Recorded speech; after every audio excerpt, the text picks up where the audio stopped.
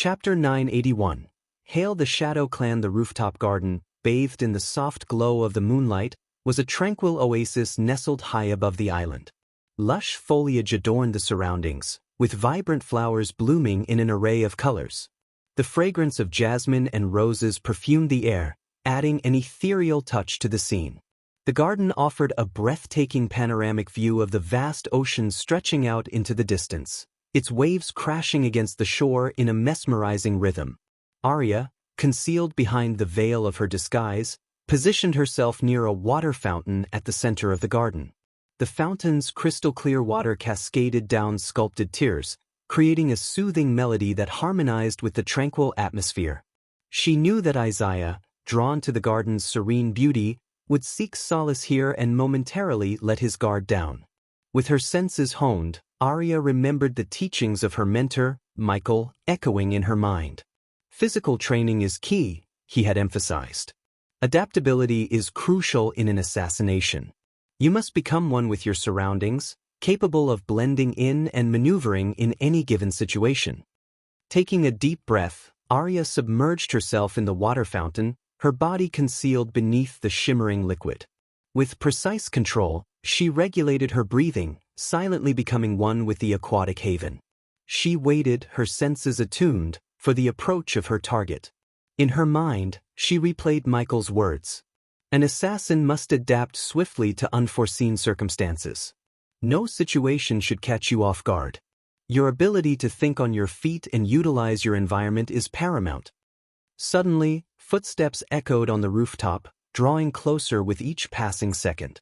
Arya's heart quickened, but she maintained her composure, her trained instincts guiding her every move. Isaiah Markham, the man whose life hung in the balance, emerged into view. Isaiah stood tall, his dark complexion contrasting against the moonlit backdrop. His physique bore the marks of wealth and indulgence, with a slight paunch accentuating his muscular frame. His eyes, filled with a sense of self-assuredness, swept across the garden, taking in the tranquil scenery. The stage was set, the players in position. Arya watched Isaiah approach, her eyes hidden beneath the surface of the water.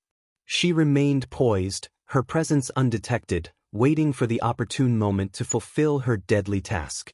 The air was charged with anticipation, as the moon continued to cast its ethereal glow over the clandestine scene in the rooftop garden. From her hidden vantage point beneath the water's surface, Arya's gaze remained fixed on Isaiah, her senses attuned to his every movement.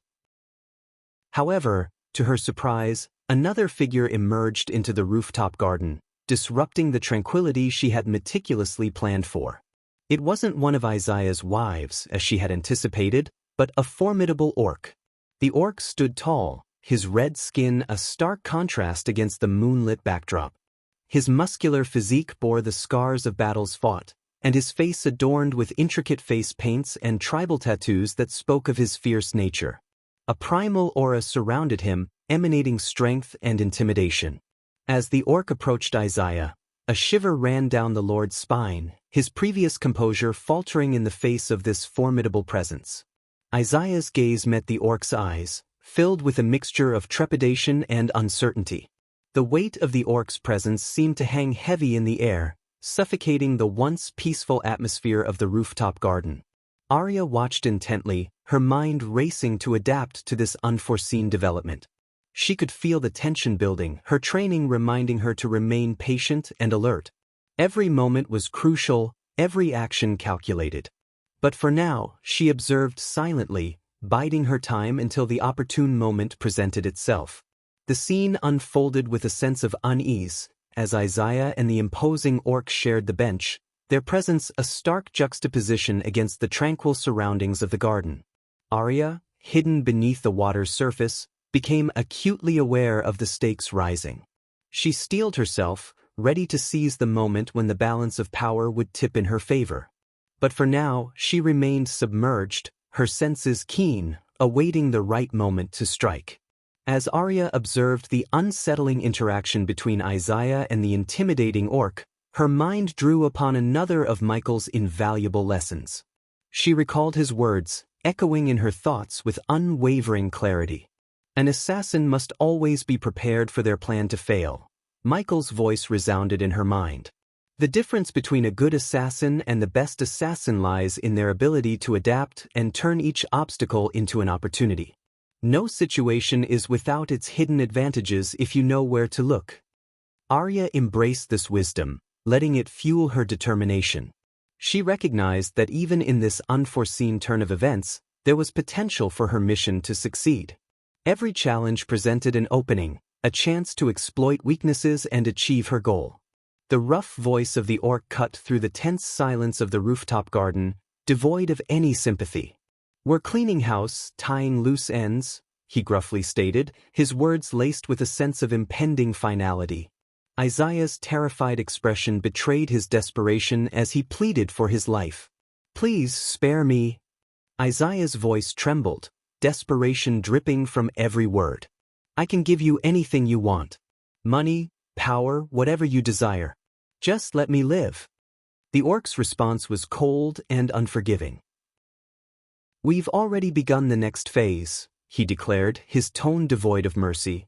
"But before we move forward, we must close the previous chapter." Arya's heart quickened with anticipation, recognizing the significance of the orc's words. The mention of closing the previous chapter indicated a potential vulnerability that she could exploit.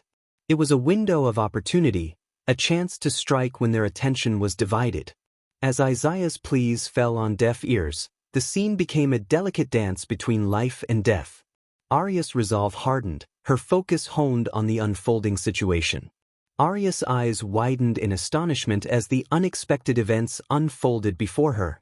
To her surprise, the orc's grip tightened around Isaiah's neck, despite the latter's desperate struggle. In one swift motion, the orc snapped Isaiah's neck, granting him a painless death. The sight sent a chill down Arya's spine, witnessing such brutality executed with chilling efficiency. However, Arya's shock intensified as the orc rose to his feet and uttered the words that reverberated through the air, "Hail the Shadow Clan." The mention of this mysterious clan struck a chord of curiosity within Arya's mind. She had never heard of them before, their name shrouded in secrecy and unknown to her. But the scene took an even more perplexing turn as the orc retrieved a glowing dark crystal from within his pocket. A sinister aura emanated from the crystal, captivating Arya's attention. With a firm grip, the orc crushed the crystal, releasing a plume of swirling smoke that rose into the air. As Arya watched in awe, the smoke merged with the orc's body, seeping into his very being. It was an unsettling sight, as if the essence of life itself was being transferred. And then, just as abruptly as it began, the light of life left the orc's body. He collapsed to the ground, lifeless and devoid of the mysterious force that had animated him moments ago. Arya's mind raced with questions and confusion. The significance of the Shadow Clan and the nature of the dark crystal remained a mystery to her. Yet, she understood that this unexpected turn of events had opened a new chapter in her mission. She would need to uncover the truth behind the Shadow Clan, their motives, and their connection to Isaiah. With a renewed sense of purpose, Arya made a silent vow to unravel this enigma, even if it meant delving into the darkest depths of intrigue and danger. The mission had taken an unforeseen turn, but her determination burned brighter than ever. Arya's heart pounded in her chest as she emerged from the water and rushed towards the bodies, desperate to gather any clues that could shed light on the mysterious events that had just unfolded. Her mind raced, piecing together the fragments of the puzzle. However, as she approached the lifeless body of the orc, a sudden and unexpected occurrence disrupted her investigation. A brilliant, eerie purple flame ignited around the orc's corpse, engulfing it in its otherworldly glow. A sense of foreboding washed over Arya as she watched in awe and confusion. Before her very eyes, the flames consumed the orc's remains until there was nothing left but fading embers. It was as if whatever secrets the orc held had been eradicated, leaving behind only lingering questions. Yet, Arya had little time to dwell on this peculiar turn of events. The tranquility of the rooftop garden was shattered by the piercing toll of alarm bells that resonated throughout the island. The island's security mechanism had detected the absence of Isaiah's life force and swiftly activated the alarm, alerting the guards. Clad in their formidable armor, The soldiers rushed into the garden with weapons drawn and fear etched on their faces. Their voices echoed with shock and disbelief as they beheld their lifeless lord, their shouts intertwining with each other in a chaotic chorus. Amidst the commotion, their attention turned to Arya, disguised as a maid. "Stop! What have you done?" One of the guards bellowed, his voice filled with accusation and anger. Arya's muscles tensed, ready to defend herself against the impending onslaught. But just as she was about to engage in battle, a familiar voice echoed in her mind. It was the Dark Lord's voice, resonating with authority and wisdom. "Don't fight them, Arya," the voice whispered. "Use your teleportation scroll to escape. Live to fulfill your mission." Arya's eyes widened in surprise as the Dark Lord's words echoed in her thoughts. She knew she had to heed his guidance. With a swift and calculated movement, she reached into her hidden pouch and retrieved the teleportation scroll. She activated the scroll, and in a flash of mystical energy, she vanished from the garden, leaving the bewildered guards behind.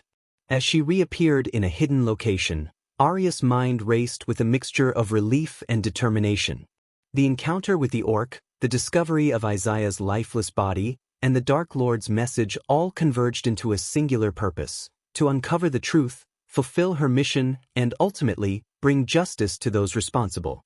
Meanwhile, in the manor of Ingram, tension hung heavy in the air as Adelia adamantly refused to let Ingram take any part in Gaia's life.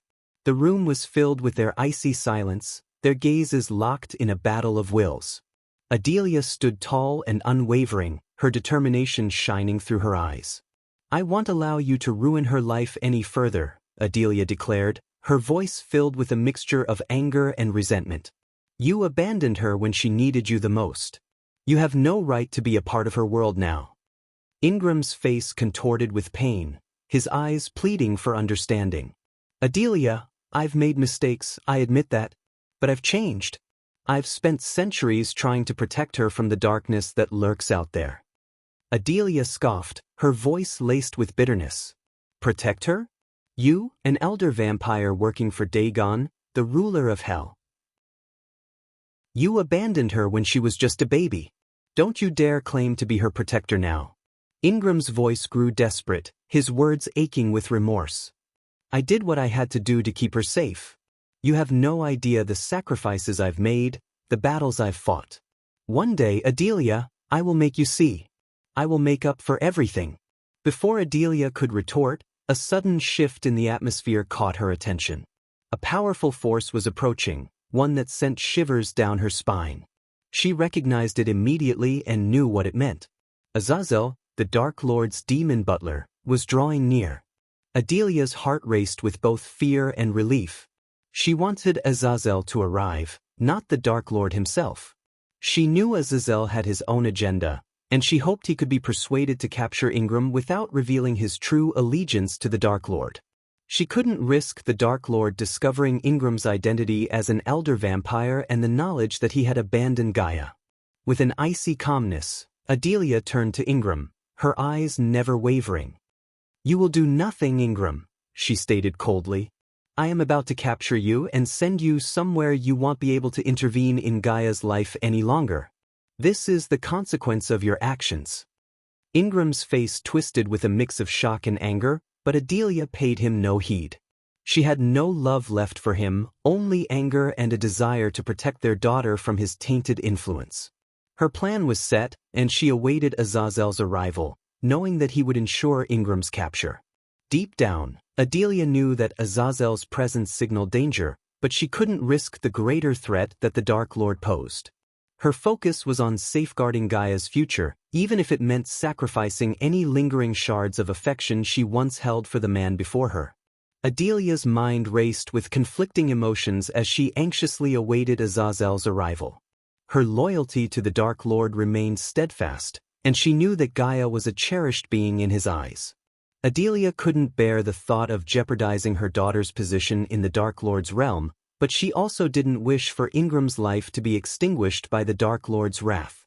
Ingram's true identity as an elder vampire, working under Dagon, the ruler of hell, made him a dangerous and potent adversary. Adelia was well aware of his formidable power, one that surpassed her own. She knew that engaging in a direct confrontation with Ingram would be not only futile but also potentially lethal for her. Azazel, on the other hand, was an entity she could manipulate to serve her purpose. As the Dark Lord's demon butler, Azazel held a certain level of allegiance to Adelia due to her high status within the Dark Army. She hoped that by summoning Azazel instead of the Dark Lord, she could maintain some semblance of control over the situation. Adelia yearned for Azazel's arrival, for she knew that he possessed the strength and skill to subdue Ingram. His demonic abilities, coupled with his unwavering loyalty to the Dark Lord, would make him the perfect instrument to capture Ingram without resorting to fatal measures. After dealing with Ingram, Adelia made the firm decision to unveil the hidden truths she had concealed from Gaia and the Dark Lord. Her loyalty to the Dark Lord compelled her to relinquish any lingering secrets, as she no longer wished to keep anything from him.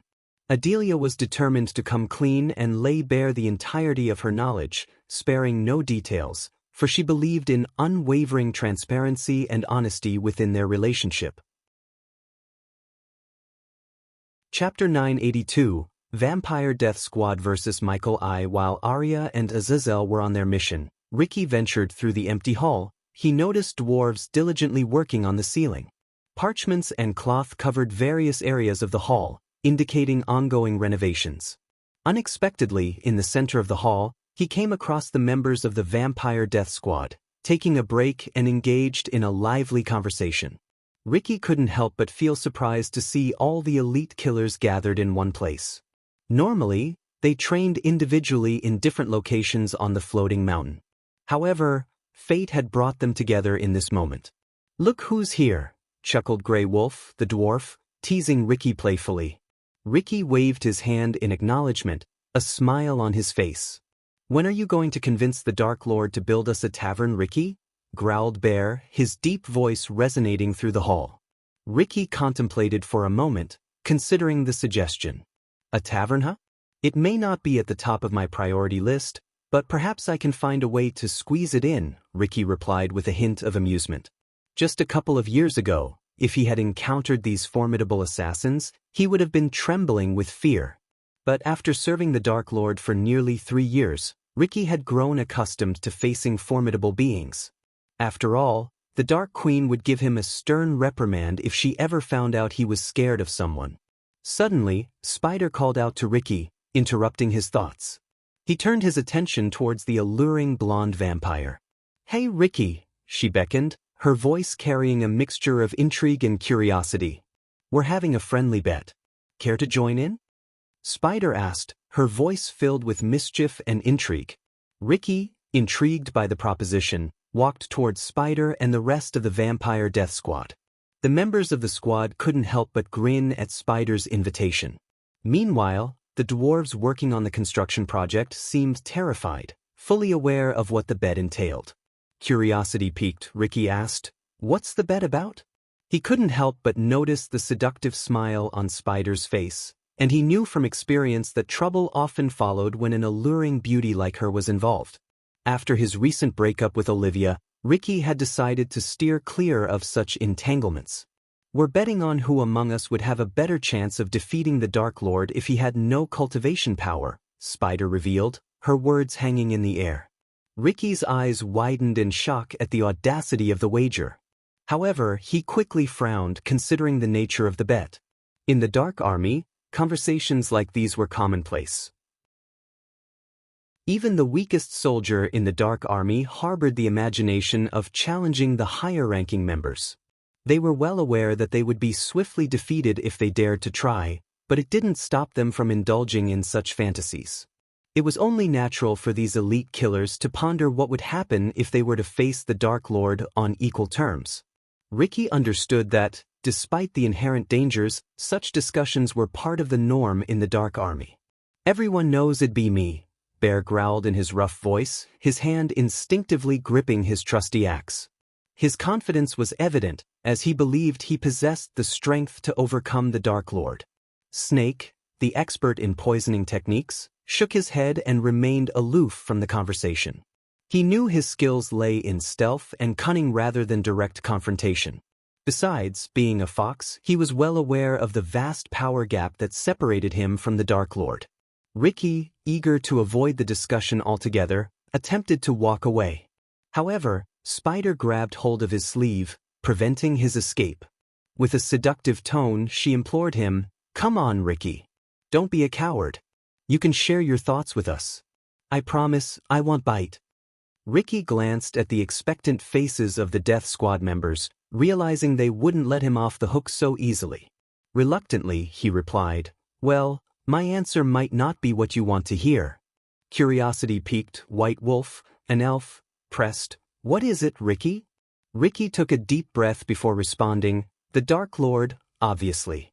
He can overpower any one of you, with or without his cultivation power." The truth hung in the air, a sobering reminder of the Dark Lord's unrivaled might. The Death Squad members exchanged skeptical glances, clearly unconvinced by Ricky's statement. Bear scoffed and retorted, "You underestimate us, Ricky. Without his fancy magic, we have a real shot at taking down the Dark Lord in a head-on fight." White Wolf, the elf, nodded in agreement. "Indeed, Ricky. We've honed our skills and trained relentlessly. We're not to be taken lightly. Even the Dark Lord has his vulnerabilities." Spider, the alluring beauty with seductive charm, couldn't resist joining the conversation. She stepped forward, a confident smirk gracing her lips. "I wouldn't be so quick to dismiss us, Ricky. My swordsmanship might even rival the Dark Lord's own. I've devoted years perfecting my technique, and I have the speed and agility to match his every move." The other members of the Death Squad nodded, their confidence mounting. Each had their own reasons to believe they could best the Dark Lord. Grey Wolf, the dwarf, chimed in, "Don't forget my mastery of close combat. I've taken on opponents twice my size and come out victorious. The Dark Lord won't intimidate me." Bear flexed his bulging muscles and grinned, "And he'll bring the full force of my strength. With one swing of my axe, even the Dark Lord will feel its impact." Ricky raised an eyebrow, still skeptical but intrigued by their unwavering confidence. He realized that they truly believed in their abilities. Despite his doubts, Ricky respected their determination and ambition. "Well," Ricky replied, his tone laced with caution, "I suppose it's good to have such confidence. Just remember, the Dark Lord is not to be underestimated. His experience, skills, and sheer power make him a formidable opponent. But if you're willing to put it to the test, who am I to stand in your way?" The Death Squad members shared triumphant smiles, eagerly anticipating the prospect of proving themselves against the Dark Lord. Their conversation took an exciting turn as they began discussing strategies, training regimens, and hypothetical scenarios where they could face the Dark Lord head-on. Meanwhile, Ricky couldn't help but wonder if their boldness was fueled by genuine belief or perhaps a touch of overconfidence.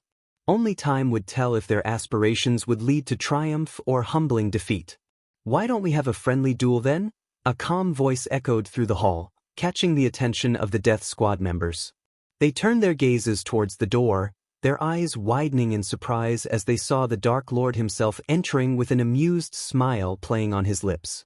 Contrary to Ricky's expectations, the Death Squad members appeared pumped and excited instead of being consumed by fear. Their lack of trepidation, even in the presence of the Dark Lord, surprised Ricky. He understood that these individuals were the most skilled and experienced killers, unfazed by mere intimidation. It took more than that to rattle their composed demeanor. Ricky swiftly bowed as the Dark Lord approached, patting him on the back in a reassuring manner. Michael's gaze shifted towards the Death Squad members, his expression a mix of amusement and curiosity.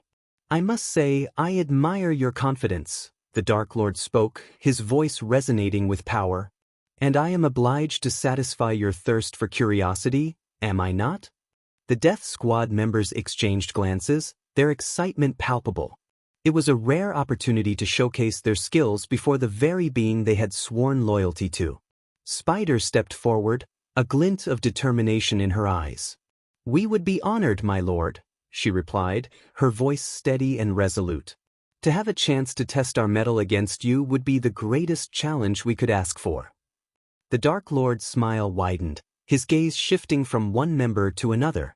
He seemed genuinely intrigued by their proposition.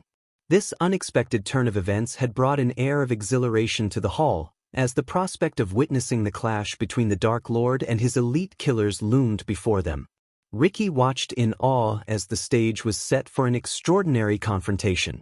He couldn't help but wonder how this encounter would unfold and what it would reveal about the true extent of the Death Squad's capabilities. Little did he know that this friendly duel would not only test their skills but also deepen their bond with their enigmatic leader, the Dark Lord himself. "Go bring Eladir to me, Ricky," commanded Michael, his voice carrying a sense of authority. Ricky nodded in response and quickly made his way to find Eladir, one of the Dark Lord's trusted advisors. He located Eladir in his study, engrossed in ancient texts, and relayed the Dark Lord's request. Eladir followed Ricky back to the hall, curiosity etched on his face. As they entered, he scanned the scene, taking in the animated conversations and the palpable energy that filled the air. Eladir approached Michael, his brows furrowed in puzzlement. "What is going on here, my lord?" Eladir inquired, his voice laced with intrigue. Michael's eyes sparkled with amusement as he explained. The Death Squad members had an interesting proposition. They wanted to have a friendly duel among themselves, betting on who has the chance to defeat me. Eladir's eyes widened in surprise, his gaze shifting towards the Death Squad members who were now preparing themselves for the impending challenge. It was not every day that the Dark Lord entertained such requests, but he understood the importance of fostering camaraderie and testing their mettle. "I see," Eladir nodded, his interest piqued. "And how do you plan to proceed, my lord?" A mischievous smile danced on Michael's lips as he revealed his plan. "I want you to create an array around the hall, one that will prevent spellcasting. This way, they can engage me on fair grounds without relying on magical abilities." Eladir nodded in understanding, acknowledging the fairness of the arrangement. It was crucial for the Death Squad members to have a genuine opportunity to demonstrate their martial prowess without the interference of external forces. "And what about your cultivation, my lord?" Eladir asked, his gaze searching Michael's eyes. Michael's expression turned serious as he replied, "I will suppress my cultivation to the soul refining stage, one stage below their current level, the fusion stage. This will provide them a fair chance to gauge their abilities against mine truly." Eladir nodded in approval, recognizing the significance of Michael's decision. It showcased not only his respect for the Death Squad members but also his desire to push them to their limits, fostering growth and instilling confidence. As the preparations continued and the array took shape, the hall buzzed with anticipation.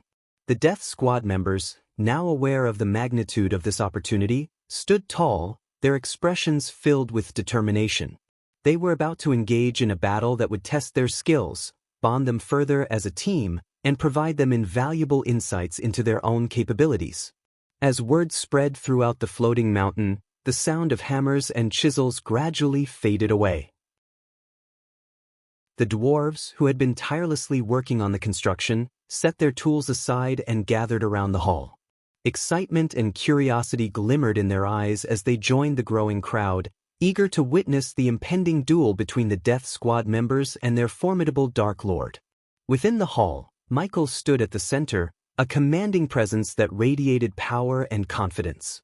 The Death Squad members had taken their respective positions, their eyes fixed on their enigmatic leader. Michael's gaze swept over the assembled crowd, his piercing black eyes resting on each individual momentarily before he removed his sword sheaths. The sound of the sheaths hitting the ground echoed in the silent hall, drawing the attention of everyone present. Michael's dark swords, symbols of his authority and strength, lay discarded on the floor. A murmur of surprise and awe rippled through the onlookers, recognizing the significance of his action. "I will fight without my swords," Michael declared, his voice resonating with a blend of determination and caution. "I don't want to kill you guys accidentally." With deliberate grace, Michael slid off his long, black coat, revealing the toned muscles that lay beneath.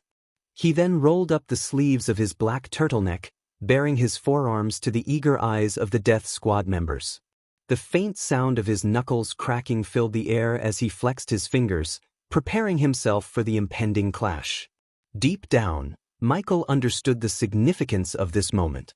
It was not just about asserting his power but also about earning the respect and loyalty of these skilled assassins. He knew that only by surpassing their expectations and demonstrating his unrivaled strength could he establish himself as their rightful leader. Thus, he resolved to push himself to the limits, willing to unleash a force that would leave the Death Squad members in awe, solidifying his reputation as the Dark Lord. Chapter 983, Vampire Death Squad vs. Michael 2, Calm Before the Storm Chapter. Shall we face you one by one, my lord, or dash? Spider inquired, her voice filled with anticipation. But before she could finish her sentence, Michael interjected with a playful chuckle. That would be boring and the fight would be over in a mere moment, he remarked, knowing that individually, none of them stood a chance against him. Spider's eyes gleamed with a deadly mix of excitement and venomous intent. Unlike Saber and the elder vampires, who pledged their loyalty to the Dark Lord out of reverence, the Vampire Death Squad had joined his ranks for monetary reasons. Michael saw this as an opportunity to earn their unwavering loyalty through a display of his formidable strength. Bring forth your best skills, Michael goaded the Death Squad members, a mischievous smile playing on his lips. With that, the battle between the Dark Lord and the Death Squad members commenced. The vampires swiftly closed in, surrounding Michael, their gazes focused and their bodies tense with anticipation. Each member carefully positioned themselves, strategizing their approach. The battle between the Dark Lord and the Death Squad members erupted into a flurry of movement and clashes. The vampires, driven by a mix of determination and desperation, attacked with their chosen weapons, each showcasing their unique skills. White Wolf, a skilled archer with deadly accuracy, notched an arrow and let it fly with lightning speed. The arrow whistled through the air, aimed straight at Michael's heart. But with a mere flicker of movement, he gracefully sidestepped, allowing the arrow to harmlessly pass by. His evasion was seamless, as if he possessed an innate sense of the arrow's trajectory. Grey Wolf, the agile dwarf with impressive close combat prowess, lunged forward with his daggers. His movements were swift and relentless, his small frame darting in and out as he attempted to breach Michael's defenses. But the Dark Lord was a master of anticipation. With incredible reflexes, he effortlessly evaded Grey Wolf's attacks, his body swaying and twisting with an uncanny grace. His bare hands became an extension of his being, deflecting strikes and countering with precision. Spider, the seductive beauty with lethal swordsmanship, danced forward with deadly elegance. Her sword gleamed in the dim light, and her eyes burned with a thirst for victory. With a series of lightning-fast strikes, she aimed to overwhelm Michael with her quick and precise movements. Yet, the Dark Lord's calm demeanor never wavered. He fluidly dodged Spider's slashes and parried her blows with the fluidity of water, evading her attacks with an almost supernatural grace. Bear, the hulking powerhouse wielding a long, heavy battle axe, charged forward with a roar, his muscles bulging with raw strength. Each swing of his weapon was accompanied by a thunderous force that threatened to shatter anything it touched. But Michael's movements were deceivingly swift and nimble. With an almost ethereal agility, he evaded Bear's powerful strikes, slipping past the swinging axe with hairbreadth precision. The hall resounded with the clash of weapons, the echoes of grunts and shouts reverberating throughout the space. Each Death Squad member attacked with unyielding determination, pushing themselves to their limits. Yet, Michael's evasive maneuvers remained unfaltering, his actions a symphony of fluid motion. His body flowed seamlessly, evading attacks with a blend of subtle shifts, twists, and graceful steps. He relied on instinct and unparalleled perception, anticipating the Death Squad's moves before they even materialized. His movements seemed almost effortless, as if he was one with the air itself. Amidst the chaos, the Death Squad members found themselves increasingly frustrated. Their strikes grew more desperate, their attacks lacking the precision and finesse they had initially possessed. Despite their relentless onslaught, Michael appeared to be untouched, his calm facade unbroken. In this dance of combat, the Dark Lord demonstrated not only his physical prowess but also his strategic brilliance. He exploited the weaknesses in their movements, slipping through the gaps in their defenses with astonishing precision. With each evasive maneuver, he seemed to defy the laws of nature, his every motion calculated and deliberate. As the fight raged on, the Death Squad members exchanged glances, a mixture of awe and frustration in their eyes. They could hardly believe what they were witnessing, the unmatched skill and grace of the Dark Lord, who defied their every attack with nothing but his bare hands. Bear's battle axe whistled through the air, propelled by sheer force, aimed directly at Michael. But in a display of uncanny agility, the Dark Lord effortlessly sidestepped the swinging arc of the massive weapon. Bear's mighty swing missed its mark, and the axe crashed into the ground with a thunderous impact, causing the earth to crack and tremble beneath their feet. A smirk tugged at the corners of Michael's lips as he evaded Spider's furious sword strikes. With a swift and fluid motion, he maneuvered behind her, his movements like shadows in the night. In a surprising twist, he deftly seized two of Spider's arms, restraining her momentarily. His voice, barely above a whisper, reached her ears, too slow. The momentary distraction allowed the Dark Lord to capitalize on his advantage. With a quick and forceful push, he propelled Spider forward, directing her path toward the towering figure of Bear. Spider stumbled, unable to regain her balance, and crashed into Bear with a resounding thud. The impact sent both of them sprawling to the ground, temporarily incapacitating them. Meanwhile, White Wolf, the skilled archer, took aim with his bow and let loose a flurry of arrows. The projectiles flew through the air with deadly precision, aiming to find their mark in the Dark Lord's heart. But Michael's reflexes were honed to an otherworldly level. With astonishing speed, he snatched the arrows from the air, catching them effortlessly between his fingertips. A smile played upon Michael's face as he twirled the arrows in his hand. In a feat that defied human limits, he swiftly turned the arrows around, positioning them as makeshift melee weapons. With a fluid motion, he wielded them like short sticks, a flickering blur of motion. In an instant, he closed the distance between himself and Grey Wolf, the agile dwarf who fought with relentless determination. With inhuman speed, the Dark Lord swung the arrow sticks in a devastating arc, connecting with precise accuracy. The makeshift weapons collided with Grey Wolf's head, knocking him off balance and sending him stumbling backward, dazed and disoriented. The impact was akin to a giant felling a sapling, the force of the blow reverberating through the hall.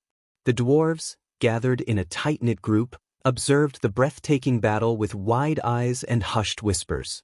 Their comments, filled with astonishment and a touch of dark humor, focused on the appearances of those involved. By the fiery forge. That one with the arrows, he's like a skilled marksman.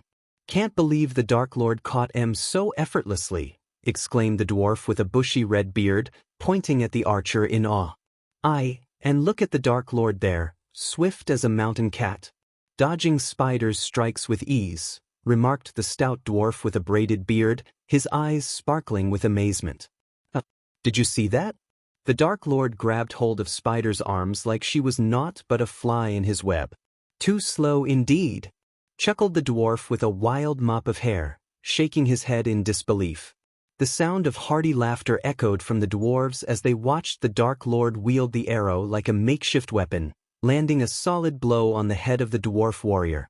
It was a mix of astonishment and amusement, their voices carrying a sense of camaraderie in witnessing such unexpected antics.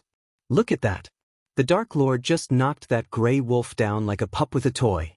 Never thought I'd see such a sight, chuckled the dwarf with a massive beard, his laughter rumbling like distant thunder. Hell, look at that. The Dark Lord's given Grey Wolf a proper knock on the noggin with that arrow. I never thought I'd see the day, chuckled another dwarf. I reckon even the vampires must be wonderin' what sort of opponent they've gotten themselves mixed up with. The Dark Lord's got 'em runnin' in circles, added a grey-beard dwarf, a smirk playing on his lips. Who'd have thought the Dark Lord had such moves? He's like a dancer, swaying and spinning through the fight, murmured the dwarf with a braided beard, a mix of awe and amusement in his voice. The dwarves continued to watch, their eyes glued to the mesmerizing spectacle unfolding before them. Their comments, mingled with the sounds of battle, reflected their astonishment and admiration for the Dark Lord's prowess and the relentless assault of the vampire death squad. "He's like a whirlwind, that Dark Lord. The vampires can't keep up. Did you see how he cunningly pushed Spider into Bear's path? A true master of strategy. I never thought I'd say this, but am actually rootin' for the Dark Lord. Who would have guessed?" Their voices rose and fell in a symphony of astonishment and camaraderie, their commentary a testament to the mesmerizing spectacle that unfolded before their eyes. The battle between the forces of darkness enraptured them, forging an unexpected bond among the dwarves as they marveled at the incredible display of skill and daring. The onlookers could hardly comprehend the spectacle unfolding before their eyes. The Dark Lord's agility, precision, and supernatural speed left them awestruck. The fight continued, a mesmerizing display of skill and power as Michael evaded, countered, and controlled the battlefield. The vampire death squad, momentarily catching their breath, formed a huddle, their faces etched with determination. The battle had reached a critical juncture, and they needed to reassess their strategy to gain an edge against the formidable Dark Lord. Sensing the pause, Michael's eyes gleamed with a mix of confidence and cunning.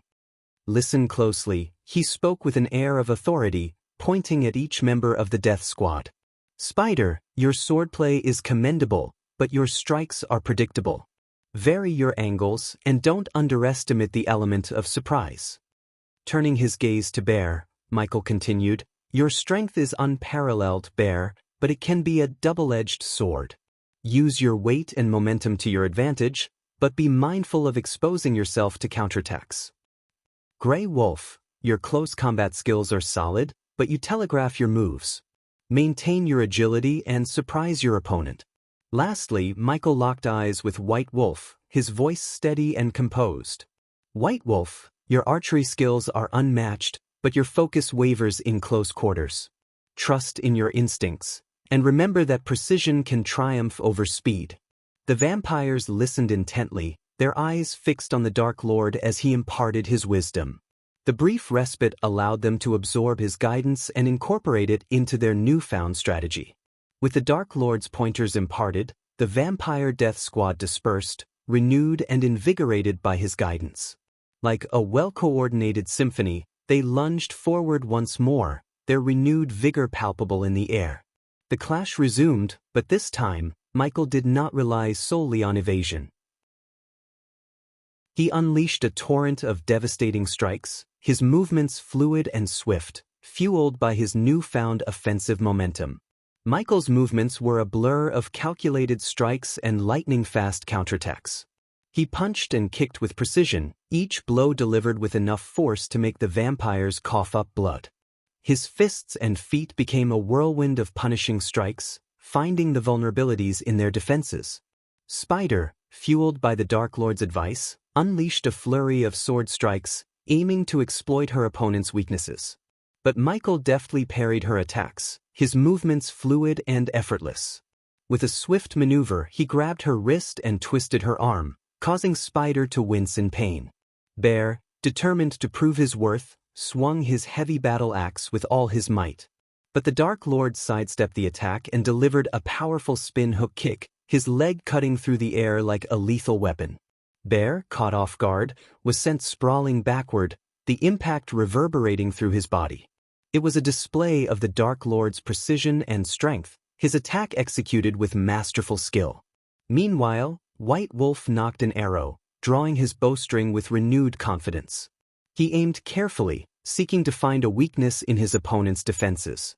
Yet, before he could release the arrow, the Dark Lord closed the distance in a blink of an eye, knocking White Wolf's bow aside and delivering a powerful strike that sent him crashing to the ground.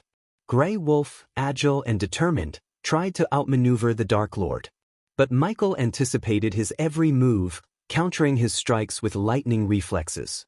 With a swift combination of punches and kicks, the Dark Lord delivered blows that reverberated through Grey Wolf's body, leaving him staggering and breathless. The battle raged on, the clash of strength and skill echoing through the air. The vampires, fueled by a mix of desperation and newfound determination, fought with every ounce of their being.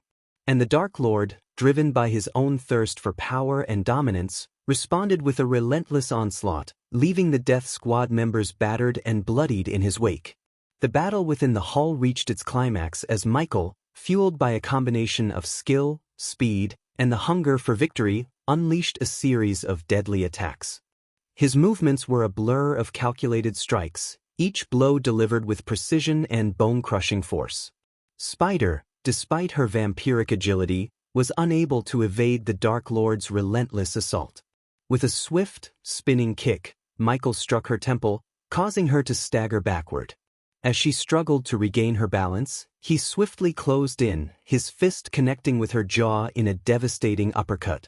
The sickening sound of bones cracking echoed through the hall as Spider's body flew backward, crashing into a nearby pillar.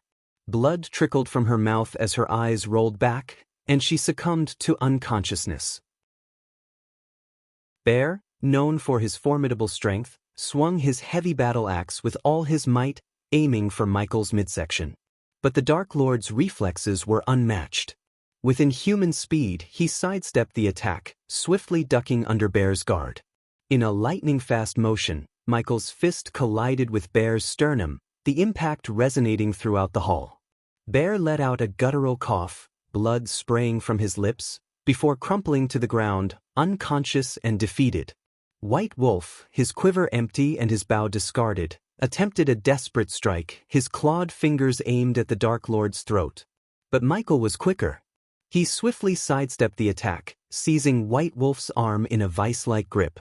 With a vicious twist, the sound of snapping bones filled the air. White Wolf's howl of agony was cut short as he collapsed to the ground, his body racked with pain and unconsciousness enveloping him. Grey Wolf, the nimble dwarf known for his agility, tried to outmaneuver the Dark Lord's attacks. But Michael's movements were too swift, too precise.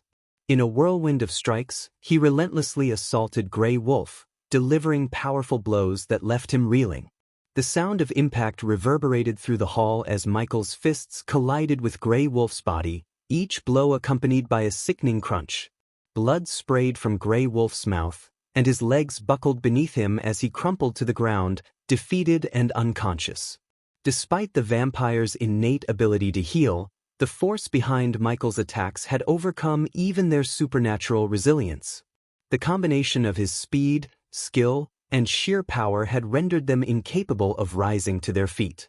The hall fell silent, save for the heavy panting of the defeated vampires and the echoes of bones cracking.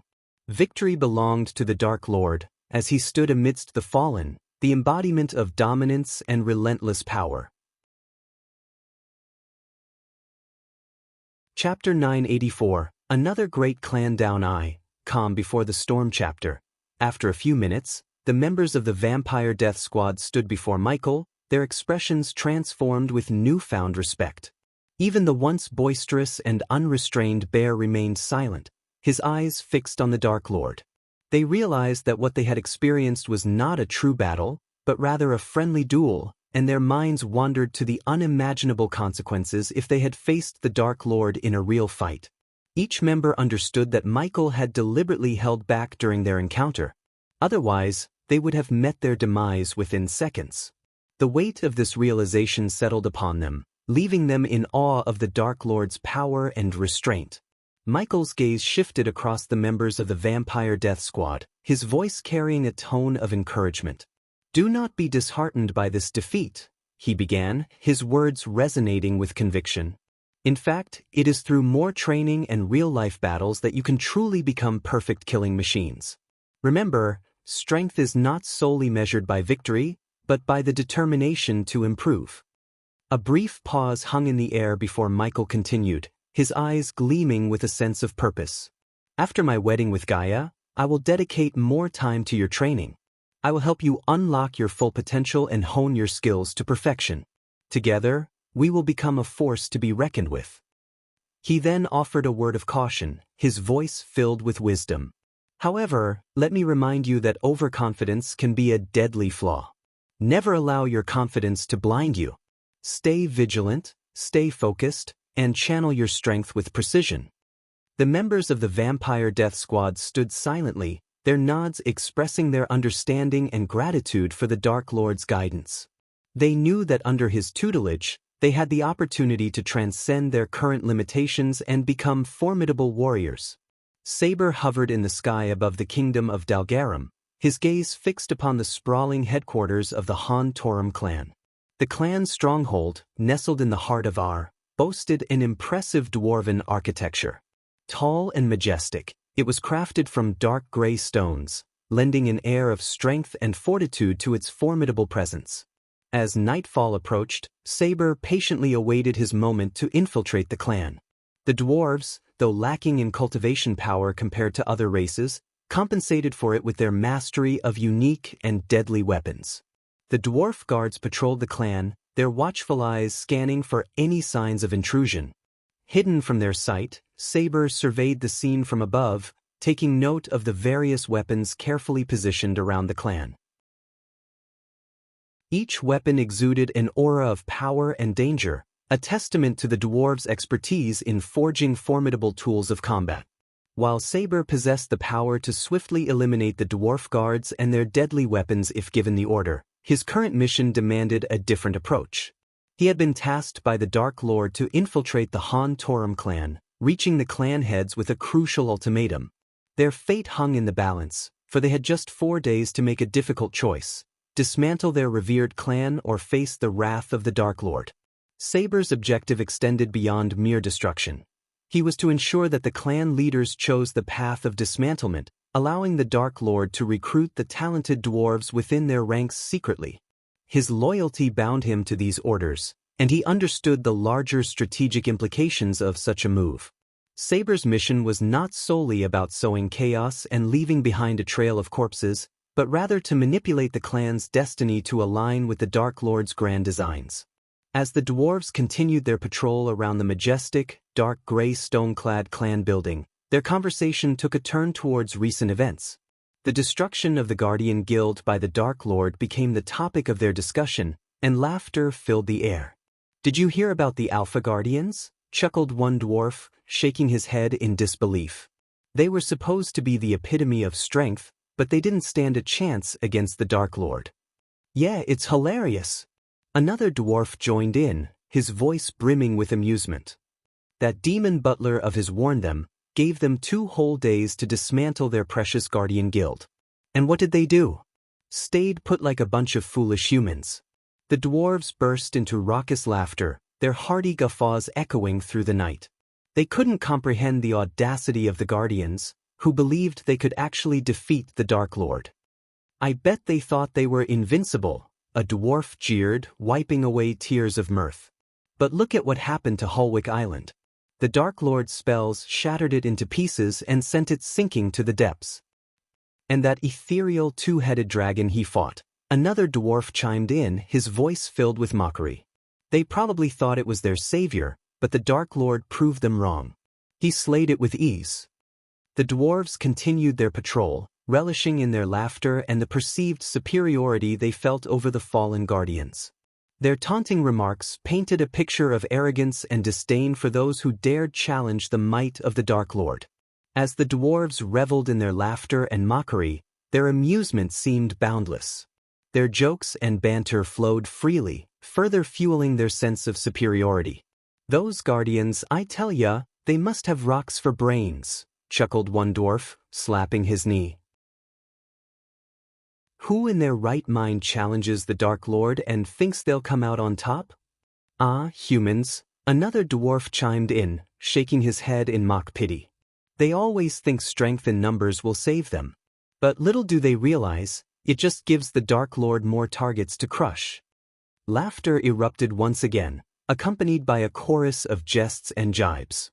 "They're like ants marching to their own demise," a dwarf exclaimed, a mischievous glint in his eye. "Instead of using their brains to escape, they gather their little army for the Dark Lord's entertainment." "And what's with their so-called intelligence?" quipped another dwarf, feigning confusion. "They claim to be the smartest race, but when it comes to facing the Dark Lord, they're nothing more than bumbling fools." The dwarves shared boisterous laughter, their voices blending in a symphony of amusement. They reveled in their perceived intellectual superiority over the humans, mocking their choices and decisions. They thought they could defeat the Dark Lord. One dwarf exclaimed between fits of laughter. But instead, they became fodder for his power. "It's almost too easy."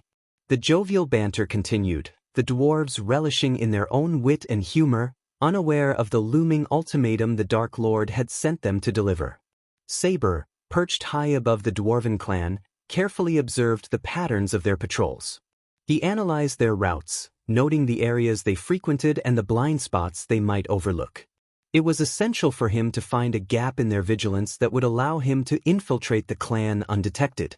As his sharp eyes scanned the dwarves below, he discovered a blind spot in their patrol route, a narrow alley tucked between two towering structures. It was a secluded path, hidden from direct view, where the dwarves seldom ventured. Saber realized that this blind spot would be his key to accessing the clan building without raising the guards' suspicions. With stealth and precision, Saber descended from his hidden vantage point and glided towards the designated blind spot. The narrow alley was shrouded in darkness, providing the perfect cover for his clandestine entry. He moved swiftly, his steps soundless, and disappeared into the shadows. Meanwhile, as Saber maneuvered through the hidden alley, a brief moment of uncertainty arose among the patrolling dwarves. One dwarf, a hint of suspicion in his voice, turned to his companion and asked, "Did you feel something strange just now? A presence, perhaps?" His companion, slightly inebriated from a night of revelry, scoffed and brushed off the inquiry. "You've had one too many, my friend," he retorted with a chuckle. "No one would be foolish enough to challenge our clan. It's just your imagination playing tricks on you." The doubtful dwarf shrugged, convinced by his companion's dismissal. They continued their patrol, unaware that a skilled infiltrator had slipped past them and was now lurking within the heart of their clan. Saber, utilizing the blind spot to his advantage, pressed on with his mission, remaining undetected by the oblivious dwarven guards. Saber, hidden in the shadows, couldn't help but chuckle softly at the dwarves' arrogance and mockery towards the humans. "Oh, my dear dwarves," he whispered to himself, "you call them foolish while you struggle to perform your own duties with precision." Inside the majestic clan building, the atmosphere was a testament to the dwarves' meticulous craftsmanship. Elaborate stone arches adorned the corridors, leading to grand halls adorned with intricate carvings and elegant tapestries. Saber's eyes gleamed with a mix of admiration and determination as he navigated through the labyrinthine structure. His ultimate destination was the power room, the heart of the clan's operations. The dwarves had devised intricate mechanisms powered by the stored energy they absorbed from the sun through specialized grids. Saber knew that by cutting off this source of power, he could plunge the clan into darkness, effectively creating the cover he needed to locate the clan heads. Moving silently and blending seamlessly with the dark corners, Saber made his way through the bustling corridors. The dwarves carried on with their daily routines, unaware of the shadowy figure weaving through their midst. Guards stood watch at strategic points, their eyes scanning for any signs of intrusion, but Saber's supernatural grace and stealth rendered him virtually invisible. Following his mental map of the clan's layout, Saber took advantage of hidden passages and secret stairwells, bypassing guard stations without a hint of detection. The air hummed with the energy of the dwarves' industriousness, yet Saber's presence remained concealed as he drew closer to his destination. Finally, after traversing a series of dimly lit corridors and descending a spiraling staircase, Saber reached the power room. The room was bathed in an eerie glow emanating from the intricate machinery and arrays of energy cells. With deliberate precision, he assessed the mechanisms and identified the crucial power source that needed to be severed.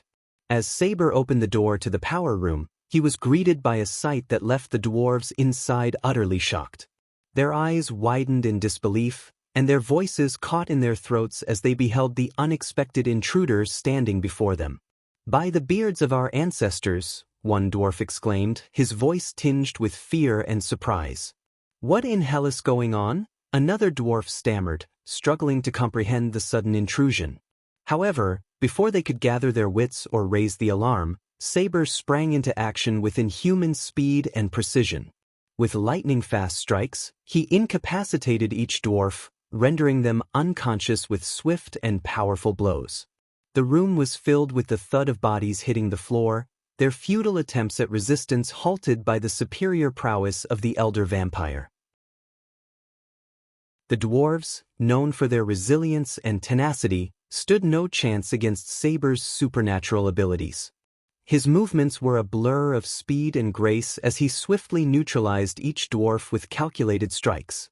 The clash of his strikes against their bodies reverberated through the room, echoing the dominance of the intruder.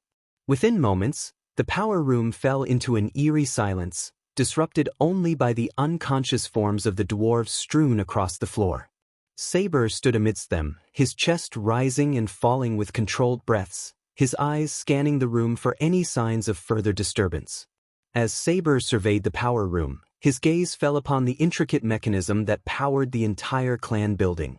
Golden tablets adorned the contraption, their engraved runes pulsating with energy. He knew that disabling this mechanism would not only plunge the room into darkness but also cut off the power supply to the entire building. With a resolute expression, Saber approached the mechanism, his movements graceful yet purposeful. He studied the interlocking gears, the delicate wiring, and the intricate channels that carried the energy. In a display of raw strength, he ripped apart a section of the mechanism, causing sparks to shower the room in a mesmerizing display. But disabling the mechanism entirely required more than just brute force. Saber drew upon his ancient knowledge and honed instincts to identify the vulnerable points within the system. With calculated precision, he unleashed a series of powerful punches, targeting specific junctions and conduits, severing their connections with resounding cracks. As each blow landed, the room trembled, echoing the impact of Saber's strikes. The once steady hum of energy faded into a dull silence, accompanied by the fading glow of the golden tablets. The power room, now marred by the wreckage of the disabled mechanism, was cast into darkness as the lights flickered and died. The power to the entire clan building had been severed, ensuring that Saber's presence would remain shrouded in shadows as he continued his mission. With the darkness as his ally, he would now navigate the vast halls and corridors, seeking out the clan heads and delivering the Dark Lord's ultimatum. Meanwhile, in a dimly lit chamber, a group of old dwarves gathered around a large oak table, their weathered faces illuminated by the soft glow of cigar embers. Wisps of smoke curled in the air as they deliberated on the best course of action to seize the opportunity presented by the destruction of the Guardian Guild. "We've been given a rare chance here, lads," one grizzled dwarf with a long white beard spoke with a deep, rumbling voice. "With the Guardians scattered, we can expand our influence and claim what's rightfully ours." "Aye," another dwarf chimed in, his voice tinged with a touch of greed. "The resources, the territories. It's all ripe for the taking. We must strike while the iron is hot." As they plotted and debated their next move, their grand hall suddenly flickered with an unsettling glow, causing the chandeliers above them to tremble before plunging into darkness. The room echoed with the grumbles and curses of the dwarves, their frustration palpable. "Blast those imbeciles in the power room," one dwarf growled, his hand pounding on the table. "How many times have we told them to keep the lights on?" Amidst their collective vexation, the heavy wooden doors of the chamber creaked open, revealing a figure standing in the threshold. Shadows danced upon the walls as the dim light from the hallway cast an ethereal glow upon the mysterious intruder. The dwarves squinted, their eyes adjusting to the darkness, and they vaguely made out the figure's silhouette, holding two other dwarves by the hand. The captives appeared unconscious, their forms limp and lifeless. "What in the depths is this?" one dwarf exclaimed, his voice filled with a mix of curiosity and apprehension. The figure stepped forward, revealing a tall and imposing presence. His gaze, piercing and intense, seemed to cut through the darkness. The dwarves' eyes widened with a mixture of surprise and unease as they recognized the figure as Saber, the enigmatic intruder. Saber's voice, dripping with quiet authority, broke the silence. "Gentlemen, it seems there has been a change of plans. The Dark Lord demands your attention." His tone held an undeniable weight, leaving the dwarves captivated by a mixture of fear and curiosity. The old dwarves exchanged uncertain glances, their minds racing to comprehend the sudden turn of events. They knew they stood in the presence of a formidable adversary, and their instincts warned them to tread cautiously. As Saber stood there, the captive still held in his grip, the grand hall remained enveloped in darkness. The flickering glow of extinguished candles and the lingering scent of cigar smoke filled the air, creating an atmosphere thick with anticipation. The dwarves, their voices momentarily silenced, awaited Saber's next move, unsure of what fate awaited them under the command of the Dark Lord's emissary. Chapter 985. Another great clan down. Saber strode confidently into the room, his eyes scanning the dwarves as he locked the door behind him. In response, the dwarves sprang into action, rushing to the side of the room where their weapons were kept. Each dwarf retrieved a formidable war hammer or war axe, weapons that were nearly as tall as they were. Their determined expressions masked the fear that flickered within their eyes, a fear they couldn't fully conceal. A faint chuckle escaped Saber's lips as he surveyed the sight before him.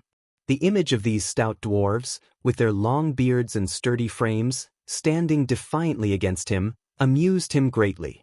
Yet, beneath his amusement, Saber could sense the deep-rooted apprehension that gripped the dwarves. They understood the overwhelming power he possessed, and it haunted their every thought. "What does the Dark Lord want?" One of the dwarf leaders spoke up, his voice laced with a mixture of defiance and desperation, hoping to delay the inevitable confrontation.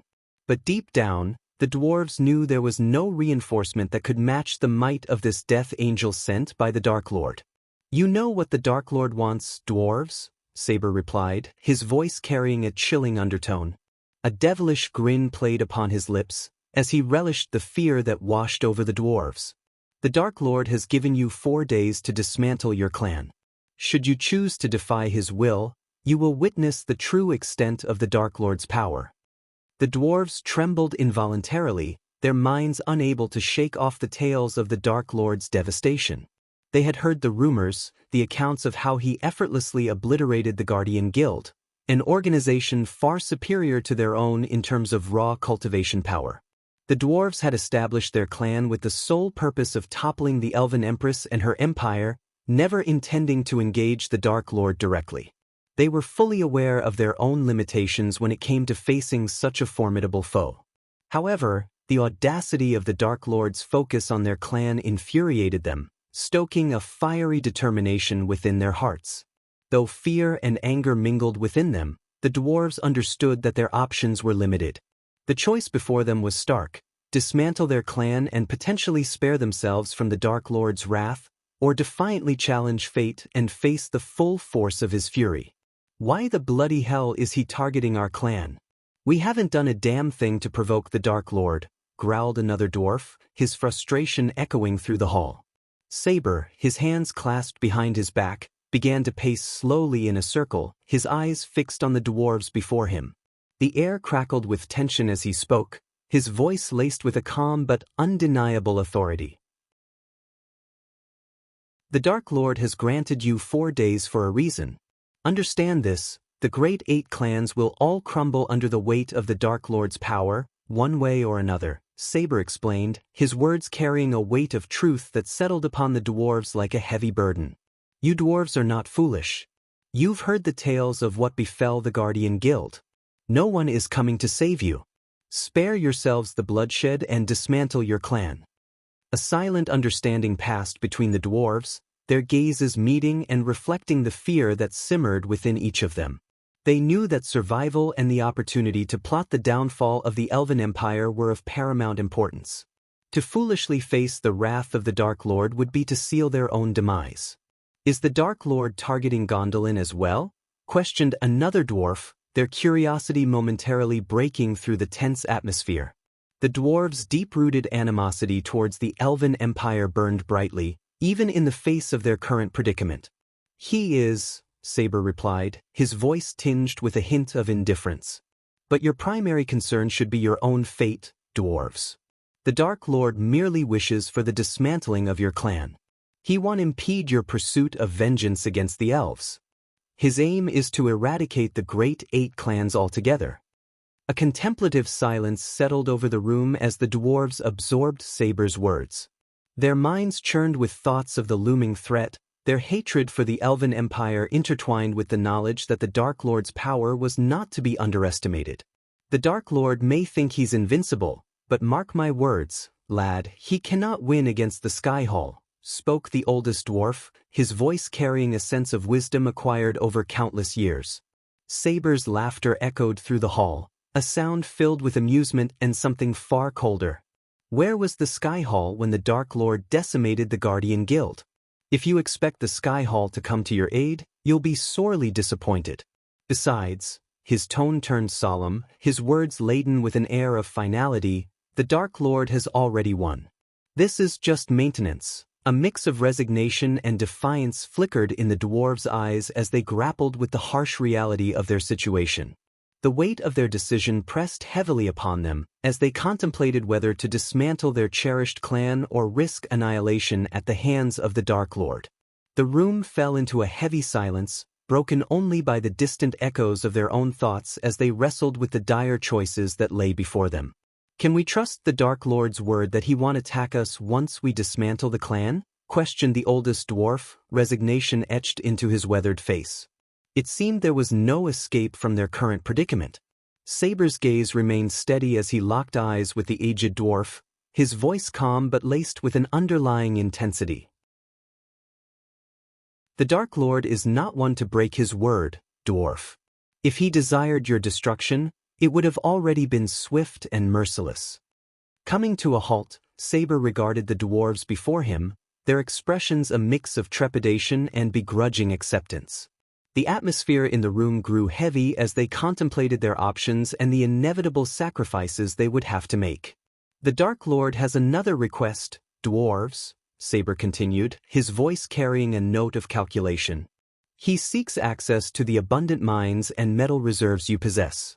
He requires the necessary metals to forge armor for his growing army. I know that this proposition may appear burdensome, but consider it a small price to pay in the grand scheme of things. The oldest dwarf scoffed, a hint of frustration coloring his tone. So, he wants to extort us as well? Saber's silence spoke volumes, his deadly gaze fixated on the questioning dwarf. The air seemed to thicken with tension, causing the dwarf to wither under Saber's piercing stare. The others, realizing the gravity of the situation, exchanged uneasy glances and murmured in agreement. It seems we have little choice but to comply, another dwarf reluctantly admitted, voicing the sentiment shared by the rest of the clan. We can't stop you, but for the love of the mountain, don't clean us out entirely, added another dwarf, the frustration in his voice tinged with resignation.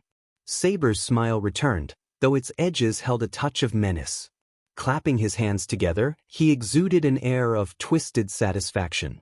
Now, if you would be so kind as to lead me to your vault, I will gather the necessary metals and leave you to make your fateful decision, Saber proclaimed, his voice carrying a mix of authority and a dark sense of finality. The dwarves led Saber to the center of the grand hall, where a round table stood adorned with various intricate carvings. Each dwarf removed a unique ring from their fingers, placing it carefully into a hollowed-out space in front of their seat. As the rings settled into their designated places, a brilliant glow emitted from each one, casting a radiant light across the room. To the astonishment of the dwarves, the round table split open with a low rumble, revealing a hidden staircase leading downward into the depths of the earth. The steps were hewn from sturdy stone, illuminated by soft torchlight that flickered eerily in the dimly lit underground path. With trepidation mingling with a glimmer of hope, the dwarves embarked on the descent, Saber following closely behind. His presence brought a modicum of reassurance as he spoke in a steady voice, attempting to calm their anxieties. Fear not, dwarfs. The Dark Lord does not covet your treasures. His focus lies on the metals needed for his army's armors and swords, Saber explained, his tone carrying a note of sincerity. The dwarves exchanged glances, their curiosity piqued as they navigated the winding path. One of the dwarves, his voice laden with concern, broke the silence. We've heard rumors, tales of the Dark Lord taking many of our kin and forcing them to build his grand castle. Are these rumors true? Saber's laughter rang through the cavernous space, bouncing off the stone walls. Slaves, you say? Oh, how the rumors can twist and turn. Let me enlighten you, my dear dwarves. Those who have joined the Dark Lord's construction projects are far from being slaves. They receive a handsome sum of gold coins for their services every month, and their nights are filled with joyful drink parties. The dwarves stopped in their tracks, their eyes widening in disbelief. The notion that their kin were not mere slaves but rather well-compensated workers and revelers shook their preconceived notions. A moment of silence passed as they contemplated this revelation, their minds racing with newfound possibilities. If what you say is true, one dwarf muttered, his voice tinged with uncertainty, then there may be more to the Dark Lord than meets the eye. Saber nodded, a knowing smile playing upon his lips. Indeed, dwarves. The Dark Lord's intentions may not align with what you've been led to believe. But for now, let us focus on the path ahead. We have metals to collect and decisions to make. The dwarves' curiosity burned brightly as they continued their descent, their questions still lingering in the air. Finally, unable to contain their inquisitiveness any longer, one of the dwarves spoke up. Why is the Dark Lord going against the Sky Hall and the Great Eight Clans? What is his end game? The dwarf asked, his voice tinged with a mix of curiosity and concern. Saber, his eyes gleaming with a hint of understanding, turned to face the dwarf. The Dark Lord is not so different from you dwarves, seeking revenge against the elves who stripped you of your cultivation power, he answered. It was the Sky Hall and the Great Eight Clans who instigated the conflict with the Dark Lord. He is merely defending himself and seeking justice. The dwarves exchanged knowing glances, a flicker of recognition dancing in their eyes. They had long carried the weight of their grievances against the elves, their desire for retribution simmering within their hearts. The revelation that the Dark Lord shared a similar motivation resonated with them on a deep level. Their descent through the underground path came to an end as they reached a massive iron vault, standing tall and imposing before them. The dwarves approached it with reverence, their hands moving in a rhythmic pattern as they tapped on the door. With each tap, the vault responded, its mechanisms whirring and clanking until, at last, it swung open with a mighty creak. The sight that met their eyes was nothing short of breathtaking. The vault revealed its hidden treasures, glistening in the dim light. Gold and silver coins, precious gems, and magnificent artifacts adorned the shelves and gleamed from within ornate chests. The glimmer of the treasures cast a mesmerizing light upon Saber's face, illuminating the longing and determination etched upon his features.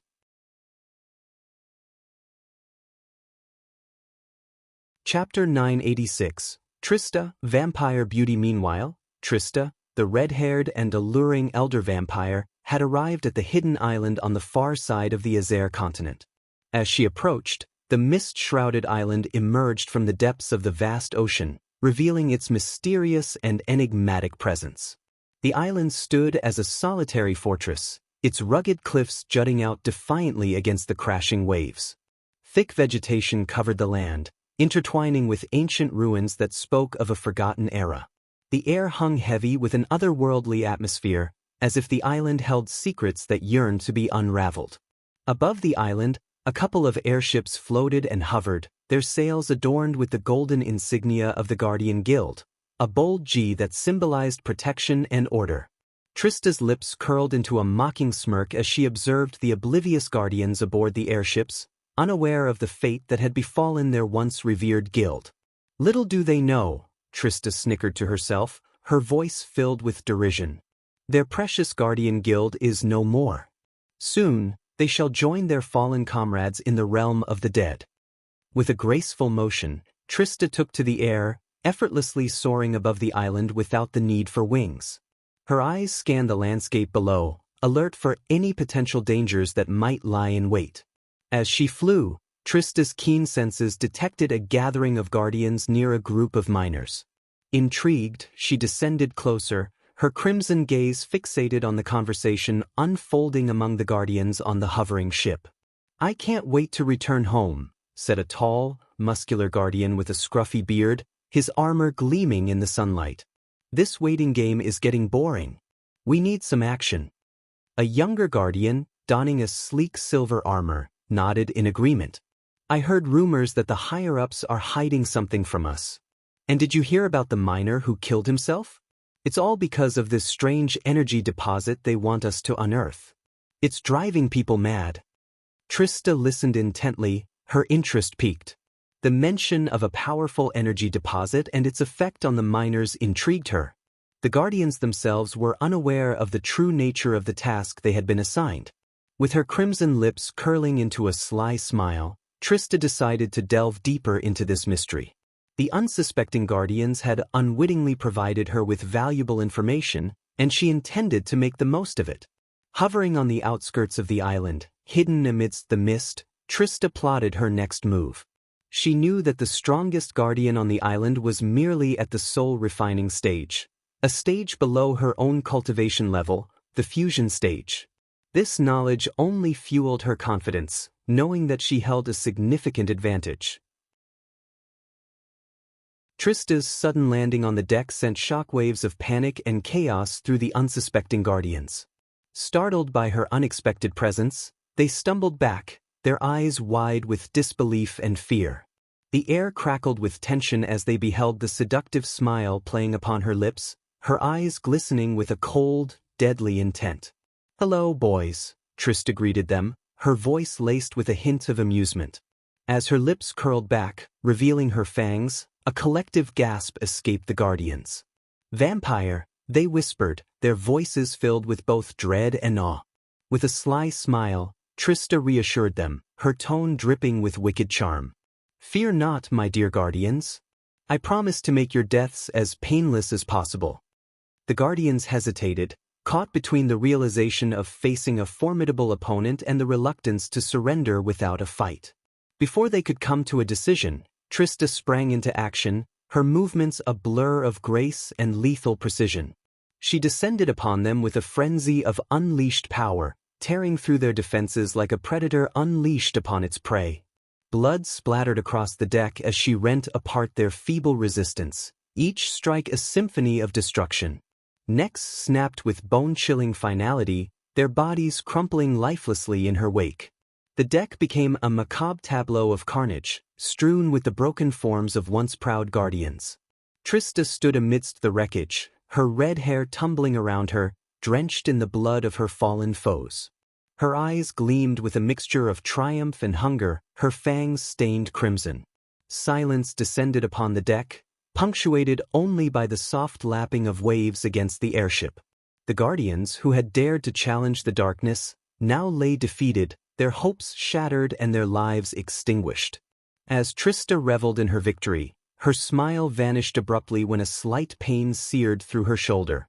An arrow had found its mark, penetrating her flesh.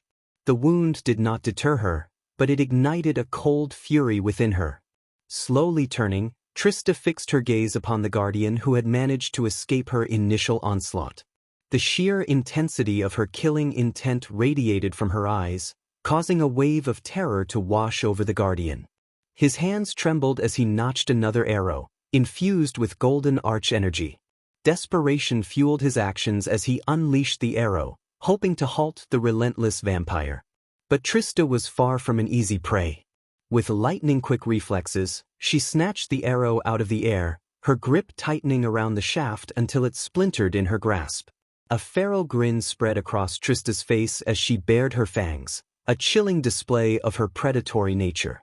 Without hesitation, she launched herself at the guardian with an unmatched speed, her movements blurred in a flurry of deadly grace. Seizing him by the throat, Trista sank her fangs deep into the exposed flesh of the guardian's neck. A surge of energy coursed through her as she fed upon his life force. With each passing second, the guardian's youth seemed to drain away, his once vibrant body withering into a desiccated husk. In a matter of mere moments, the guardian's life force was extinguished, leaving nothing but a mummified corpse in Trista's grasp. She released her grip, letting the lifeless form crumple to the deck, its vitality sucked dry. Trista wiped the remnants of blood from her lips, her eyes gleaming with a mix of satisfaction and hunger. The taste of the Guardian's essence still lingered upon her tongue, fueling her power and lust for more. The deck now bore witness to the aftermath of yet another merciless display of Trista's deadly prowess. The fallen Guardians lay strewn about, their bodies discarded and lifeless. Trista stood amidst the carnage, a figure of chilling elegance and unfathomable darkness. She surveyed her surroundings, her red hair cascading around her like a curtain of blood, as the mist-swathed island whispered secrets yet to be uncovered. Trista's wound on her shoulder mended itself with supernatural speed, a testament to her superior vampiric regeneration. As her body swiftly recovered, she ascended into the air, hovering above the hovering airship, her red hair billowing around her like flames in the wind. With a wave of her hand, she cast an ancient spell, its name lost to time, but its power unmistakable. A crimson mist rose from the fallen Guardians, their lifeblood summoned by Trista's dark sorcery. The blood floated through the air, swirling and dancing as if guided by an invisible hand. It wove intricate patterns, like an ethereal tapestry, and enveloped the giant warship below. The vessel became ensconced in a cloak of pulsating red, the blood wrapping around it like a macabre shroud. Trista's gaze turned downwards, her eyes piercing through the mist to behold the Guardians on the island below. Their expressions shifted from shock to pure terror as they witnessed the blood-covered ship and the enigmatic figure floating above. Their minds raced, trying to comprehend the supernatural spectacle before them, but their fear overwhelmed any rational thought. With a mere flick of her wrist, Trista exercised her control over the blood that encased the ship. The crimson threads tightened their grip, constricting and twisting. The vessel, now transformed into a horrifying harbinger of doom, broke free from its moorings and hurtled through the air like a meteor descending from the heavens. The sight was both mesmerizing and horrifying. The ship, streaked in vivid crimson, bore down upon the island, its trajectory unstoppable. Guardians scattered in panic, their futile attempts to flee crushed by the impending cataclysm. The earth shook beneath their feet as the vessel crashed into the island, a cataclysmic collision that rent the air with a thunderous roar. The impact unleashed an inferno of destruction, splintering the once tranquil island into a landscape of chaos. Mountains crumbled, flames licked the sky, and the echoes of screams filled the air. The Guardians, who had dared to defy the darkness, were now victims of their own hubris, their lives extinguished in a devastating display of otherworldly power. Trista's lips curled into a sinister smile as she surveyed the aftermath of destruction. "The Dark Lord will be pleased," she murmured, her voice dripping with satisfaction, "to learn that these Guardians have met their demise." Descending from the sky, Trista set foot on the scorched earth of the island. The trees stood ablaze, their branches reaching out like fiery fingers. Splintered wood from the shattered airship lay strewn about, engulfed in flames that cast flickering shadows across the scene. The ground was littered with the fallen Guardians, some lying lifeless while others writhed in agony, their groans of pain filling the air. Ignoring the wounded Guardians, Trista's gaze locked onto the mouth of a nearby cave. With a surge of unnatural speed, she dashed towards it, her form disappearing into the darkness.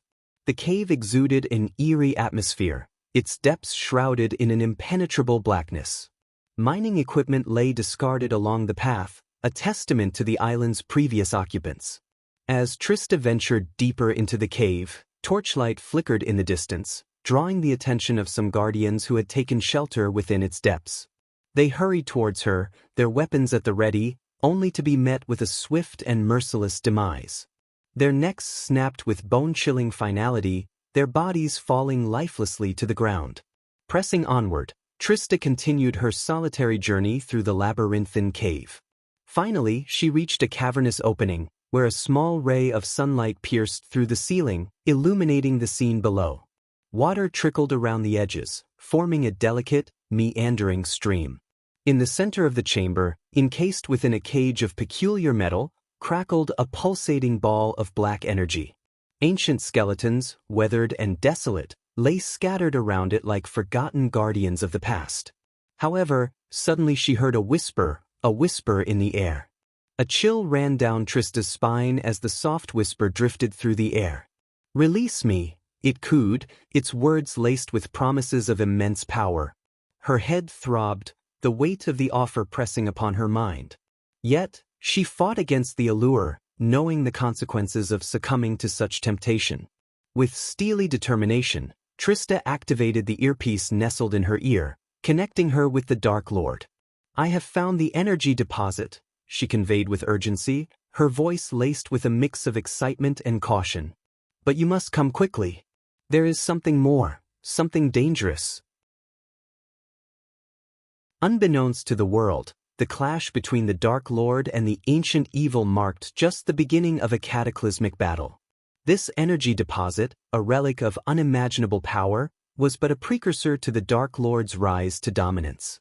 However, little did he know that this ancient evil, born from the depths of time, had slumbered long before even the gods and omegas existed. As these dark forces collided, the world stood on the precipice of a new era, where the fate of all living beings would be shaped by the conflict between two unstoppable forces of darkness.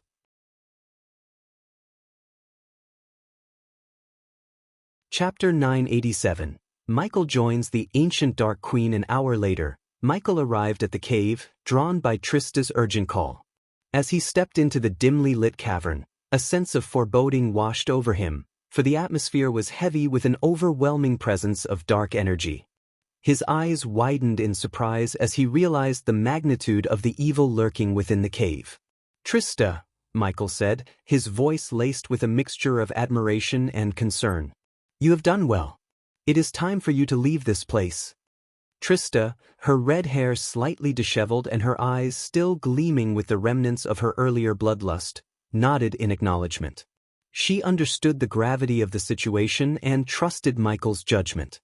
Reluctantly, she turned and made her way toward the cave's entrance, leaving Michael to face the ancient evil alone. As Trista departed, Michael's presence seemed to repel the malevolent energy that permeated the air. It was as if he possessed an innate immunity to the darkness that filled the cave. Though he could feel its weight pressing upon him, his resolve remained unyielding. With a steady gaze, Michael took a step forward, ready to confront the ancient evil that dwelled within.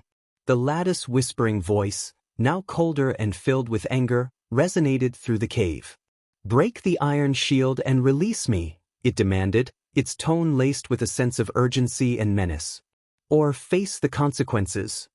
Michael, undeterred by the threatening voice, scoffed and let out a mocking chuckle. "You cannot threaten nor tempt me," he declared, his voice firm and unwavering. "I know of your origins, and how could you call yourself a queen when you are scattered and caged like this?" The voice grew more furious, echoing with a mixture of rage and frustration. "You puny human. You have no idea who you are talking to. I am the queen of all." Michael remained resolute, his eyes gleaming with a hint of defiance. "Your claims of power may have been true in the distant past, but now you are nothing more than a shadow of your former self. Your time has passed, and you shall remain sealed within this cage." To Michael's surprise, standing before him were the remnants of Mugashuka's master and the self-proclaimed ancient being known as the Queen. During his travels through different universes, he had come across tales of the Queen, a threat that loomed over all existence. However, Michael had chosen to disregard her, for her soul had been fragmented and scattered across countless dimensions. Though her forces tirelessly sought to reunite her soul fragments and restore her power, it would take many years. Michael had more immediate concerns to attend to, and he knew he lacked the strength to face even one of the Queen's generals, let alone the Queen herself. Finding himself alone with this remnant of the Queen, Michael saw an opportunity to manipulate the situation to his advantage. With a calm demeanor and a hint of amusement, he proposed, "Since we find ourselves in this isolated space, why don't we engage in a conversation and discover that we may share more in common than you realize?" The Queen's anger flared, her ancient presence seething with hostility. "You, a mere ant, dare to suggest such a thing? I should end your existence for your audacity," she retorted, her voice dripping with contempt. A sly smile played across Michael's lips as he further provoked the ancient being. Listen to yourself. You, who now yearns for the help of a mere ant to escape this cage. It seems you find yourself in this situation because you were too much of a bitch on your time, he taunted, purposefully igniting the queen's fury. The queen's rage intensified, her anger fueling her desire for revenge. But Michael remained unfazed, his demeanor unyielding and nonchalant.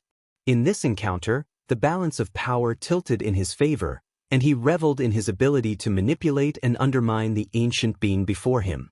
You should know that your General Mugeshiku has sought my assistance in locating the dark energy crystals, which I suspect contain fragments of your own soul, Michael stated, his voice laced with a calculated confidence. The queen's anger appeared to simmer down slightly upon hearing these words. Seizing the opportunity presented by the momentary lull, Michael continued to sway the queen's disposition. In his mind, he weighed the possibility of joining forces with her, recognizing the potential for increased strength.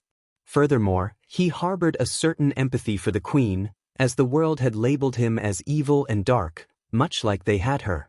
Until he could ascertain her true nature, he saw no harm in utilizing her power to his own advantage. Besides, even if he were convinced of her malevolence, he knew that his options were limited. It was a matter of utilizing her and her forces to further his own goals. Very well, human. But let there be no mistake about who you are conversing with. While one fragment of my soul may be confined within this cage before you, countless others are not. Any of them possess the power to obliterate your very existence, the queen warned, her voice laced with a chilling authority. Understood, Michael responded, his tone tinged with a confident arrogance. You see, I am a god. Granted, perhaps a lesser deity compared to your esteemed presence, but a god nevertheless. The world and those who hold power in it brand those who possess great strength or wield unfamiliar powers as evil and dark. They labeled me as such and banished me to another universe. Do you now see why I suggested we might share something in common? With his words hanging in the air, Michael observed the queen, awaiting her response. The balance between their potential alliance and the inherent dangers of their association swayed delicately, leaving their future intertwined with uncertainty. Weaklings indeed fear power, while gods revel in it, crushing those who are beneath them. The feeble-minded call what they fear evil and dark. Regrettably, these pathetic fools have been allowed to grow and flourish, the queen replied, her tone dripping with disdain. Yes, never underestimate the power of stupidity when it gathers in great numbers. This is where we can mutually benefit. As I am preoccupied with dealing with these imbeciles, I am unable to locate more of your scattered soul pieces. However, if you aid me in becoming stronger, as you have done with your generals, I can swiftly eradicate my enemies and expedite the search for your soul fragments, Michael proposed, his voice laced with calculated pragmatism. In response, the queen's laughter filled the cavern, an ominous sound that sent shivers down Michael's spine. The malicious echoes reverberated through the chamber, signifying an unsettling agreement. Human, do not assume that your attempts at manipulation escape my notice. I can read your thoughts as clearly as the light of day. Even the weakest fragment of my soul possesses the capability to annihilate your entire world in a matter of seconds. Yet, I perceive the potential benefits of utilizing you to further my own aims. Furthermore, I sense an ancient power dormant within you, the queen declared, her voice tinged with a hidden sense of intrigue. A chill coursed through Michael's being as he felt the probing gaze of the ancient being, a sensation that left him feeling exposed and vulnerable. I comprehend now why Mugeshiku chose you to locate my scattered soul pieces. This dormant power within you possesses the ability to fulfill that task. However, it remains dormant, choosing to hide from its predators. At its current stage, this power is incapable of defeating them. I can assist you in awakening this power for a limited duration in exchange for your pledge. The queen's words dripped with insidious intent and an icy aura of authority. What is it that you desire?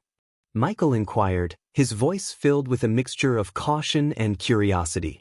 What you behold here is not a mere fragment of my soul, but rather my energy infused with a fraction of my consciousness. I left it as a beacon to guide the way towards my other scattered soul fragments. Despite being imprisoned by someone I hold utmost disdain for, the queen clarified, her voice resonating with a mix of bitterness and determination. And you wish for me to locate this soul fragment that your consciousness has discovered and deliver it to Mugeshiku, Michael surmised. Yes and no.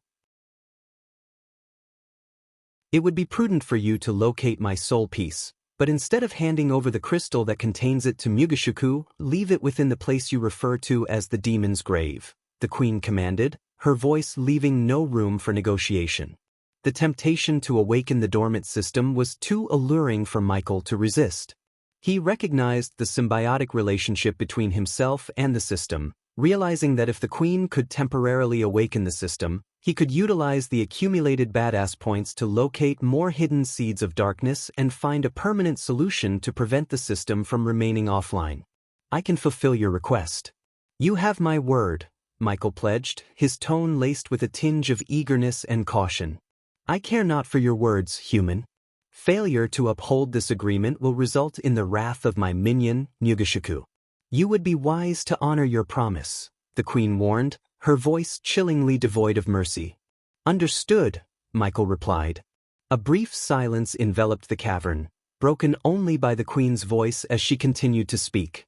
Absorb my energy, and it shall awaken your dormant power, the queen commanded, her words carrying a commanding authority. Suddenly, a pulsating sensation surged through Michael's mind, a familiar hum signaling the reawakening of the system.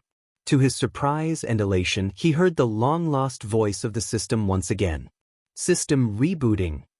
Unknown power has overridden safe mode. Energy absorption has commenced. The queen's voice echoed with a commanding tone as she issued her next instruction. Destroy the cage, human. Break the constraints that hold my energy captive, she commanded, her words laced with a mix of authority and anticipation. Michael's instincts compelled him to obey, his mind filled with a surge of dark energy. Beams of darkness shot forth from his eyes, their intensity growing with each passing moment. With a tremendous burst of power, the beams struck the metal cage, shattering it into countless fragments. The once imprisoned energy, now liberated, radiated with a strange aura, as if undergoing a transformation. If the system had remained offline and silent, Michael's initial instinct would have been to exercise caution and avoid breaking the cage that held the queen's energy. His analytical mind would have evaluated the potential risks and consequences of such an action. However, the awakening of the system introduced a new element into the equation. Its whispered guidance and subtle influence, coupled with Michael's trust in its judgment, shifted his perspective. The system's suggestion to break the cage and absorb the energy resonated with his deepest instincts, convincing him that it was a necessary and advantageous course of action. In this symbiotic relationship between man and system, their combined instincts and the whispered promises of power led Michael to make the fateful decision to shatter the cage and embrace the queen's energy. As the shattered fragments of the cage fell to the ground, the released energy began to manifest itself in a peculiar manner. It swirled and twisted, coalescing into intricate patterns and symbols that danced in the air around Michael. The energy seemed to be drawn towards him, and a powerful force drew it inward. Within Michael's being, the system that had lain dormant for what felt like an eternity greedily absorbed the newfound energy. It crackled and surged, merging with the dark sliver of energy that had once been the queen's. The merging of the two forces produced an otherworldly glow, as if a cosmic exchange was occurring within Michael's very core. With each passing moment, the dark sliver of energy dissipated, vanishing into Michael's body. The absorption completed, the once dormant system hummed with renewed vigor, intertwining with the latent power that had been awakened. Michael's senses sharpened, his veins pulsating with a newfound strength, as if the amalgamation of dark energy and system had forged him into something beyond human. As the final remnants of the queen's energy vanished, Michael stood before the radiant aftermath of the cage's destruction, a transformation evident in his eyes.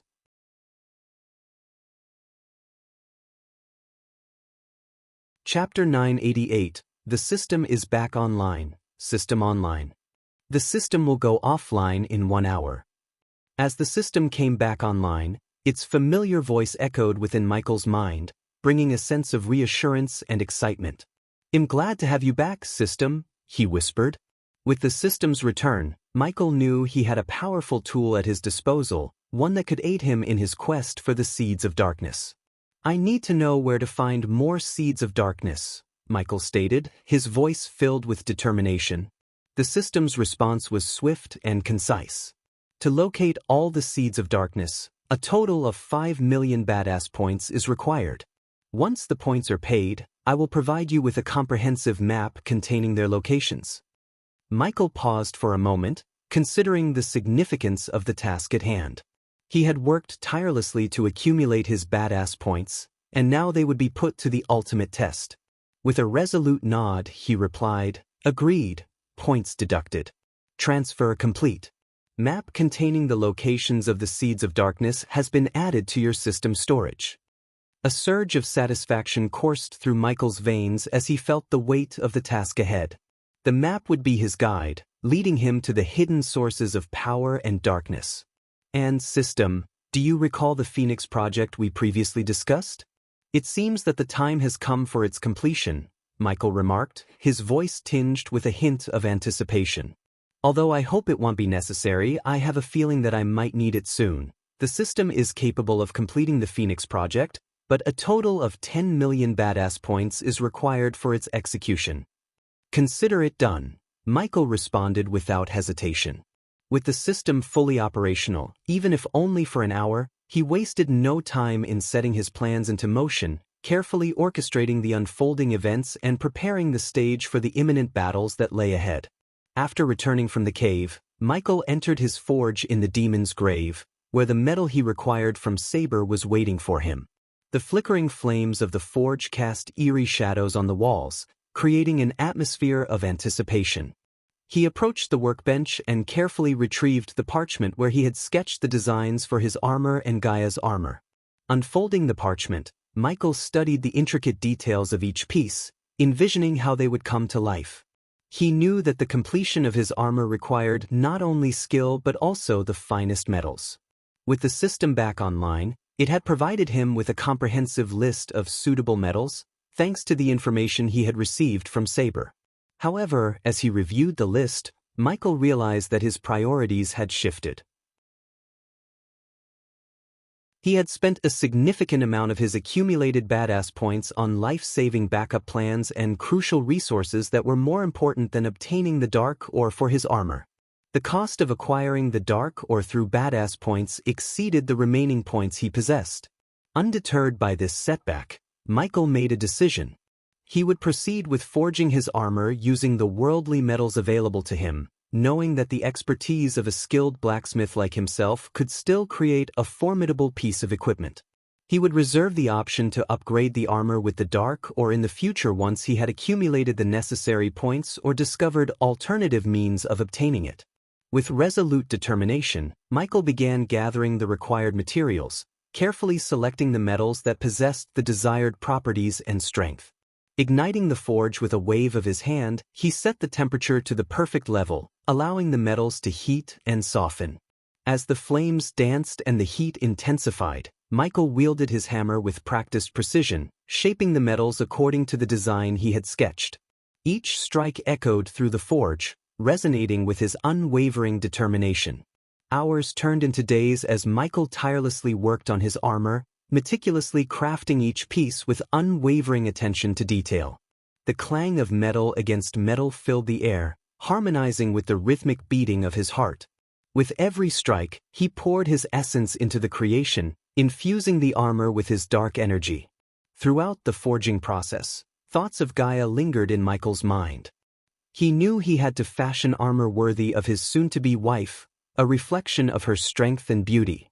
He took a moment to sketch the design for Gaia's armor, ensuring that it complemented his own while also capturing her essence. After a long day of forging, Eladir entered the forge, his eyes filled with concern. He couldn't help but worry about Michael, who seemed completely engrossed in his work, oblivious to the impending wedding day. As Eladir stepped into the dimly lit forge, his gaze fell upon two tall figures shrouded in dark cloth, piquing his curiosity. "My lord, your wedding is tomorrow. You should get some rest and prepare for the big day," Eladir gently reminded Michael, hoping to draw his attention away from the forge. Michael's face lit up with excitement as he turned to face Eladir.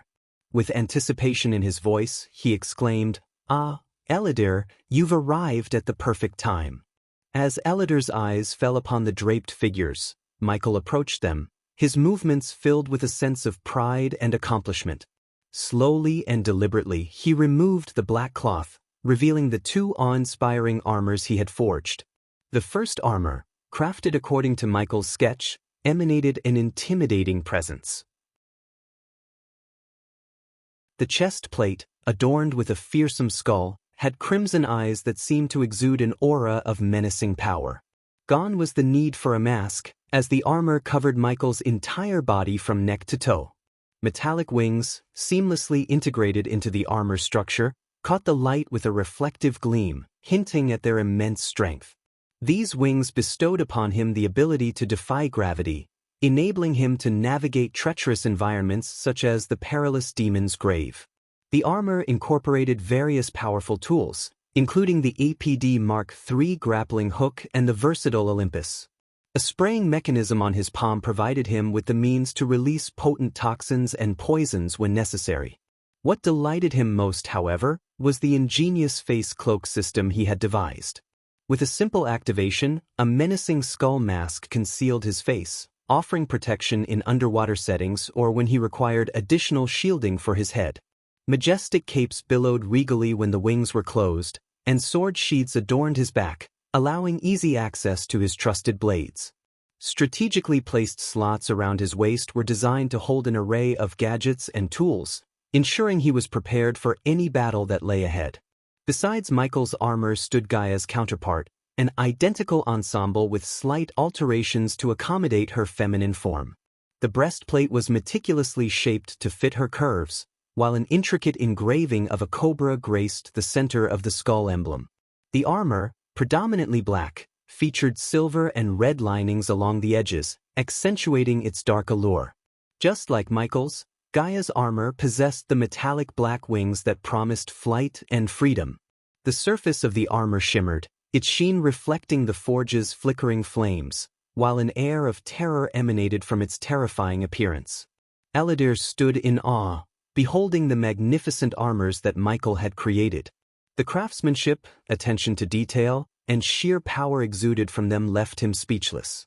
It was clear that these armors were not mere tools for battle but embodiments of Michael and Gaia's journey, their devotion to each other, and the darkness that coursed through their veins. In that moment, Eladir understood that Michael's commitment to forging the perfect armors had a profound significance beyond their physical form. They represented their unity, their unyielding determination to face whatever challenges awaited them as a couple. "Eladir, please see to it that these armors are delivered to the Phoenix Project," Michael instructed as he turned to leave the forge. "I think it's time for me to freshen up. The scent of metal and fire clings to me." With that, Michael strode out of the forge, the weight of his responsibilities temporarily lifted from his shoulders. Leaving the castle behind, he made his way towards a nearby waterfall, a place of tranquility where he could cleanse both his body and mind.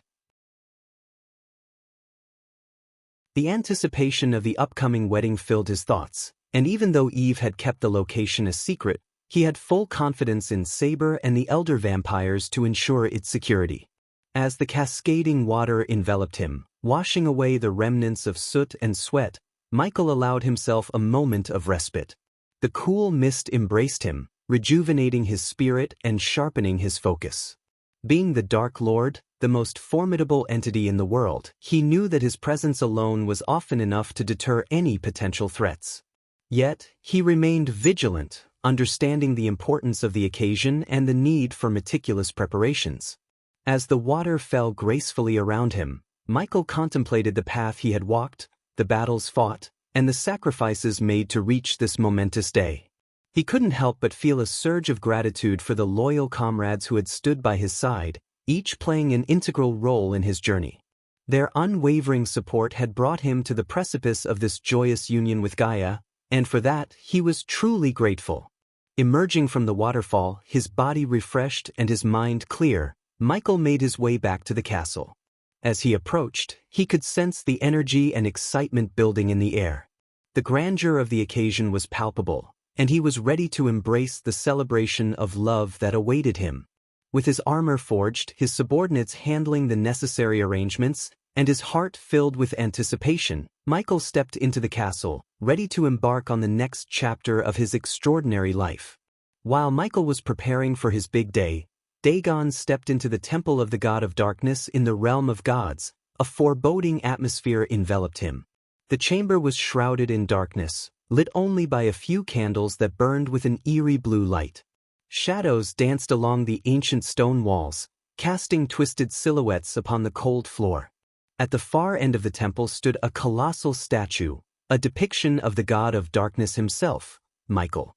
The temple's worshippers, devout followers of the god of darkness, lay scattered and unconscious, felled by Dagon's minions who had swiftly subdued them. Silence hung heavy in the air, broken only by Dagon's echoing footsteps as he advanced toward the towering statue. As he reached the base, Dagon extended his hand, his fingertips grazing the cool surface of the obsidian figure. To his astonishment, the statue quivered beneath his touch as if infused with a surge of life. A hidden compartment, previously concealed beneath the statue's feet, creaked open, revealing a small black box made of a mysterious, shimmering metal.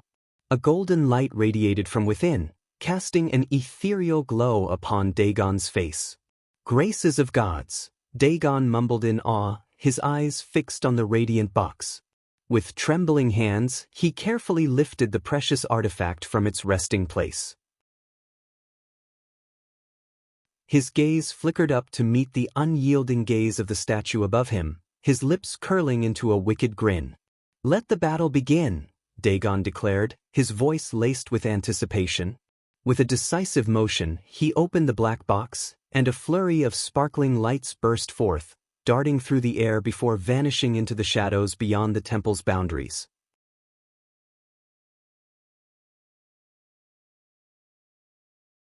Chapter 989. The big wedding. The long-awaited day had finally arrived.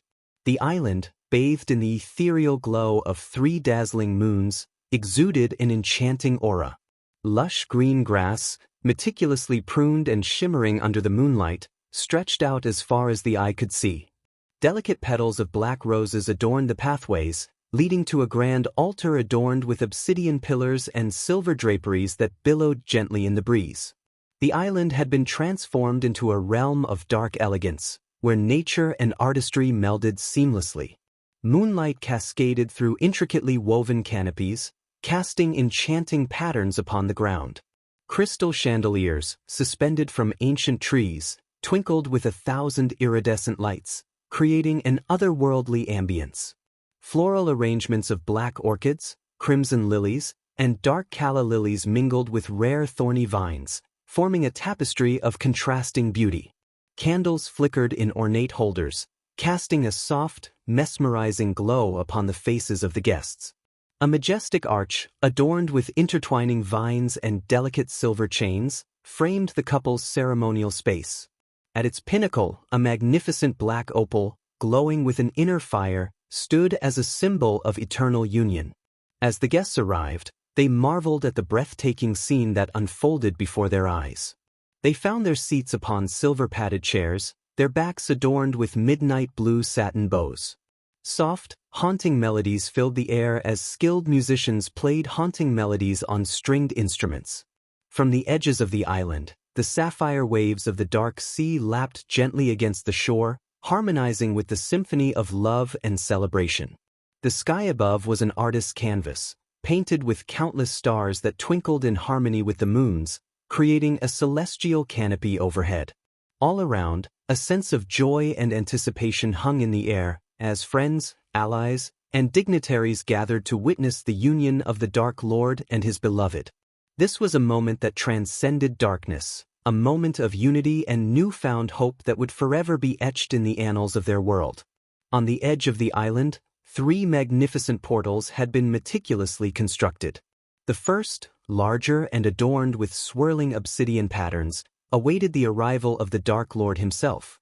The second, adorned with delicate silver and gold filigree, stood ready for the radiant entrance of the bride, Gaia.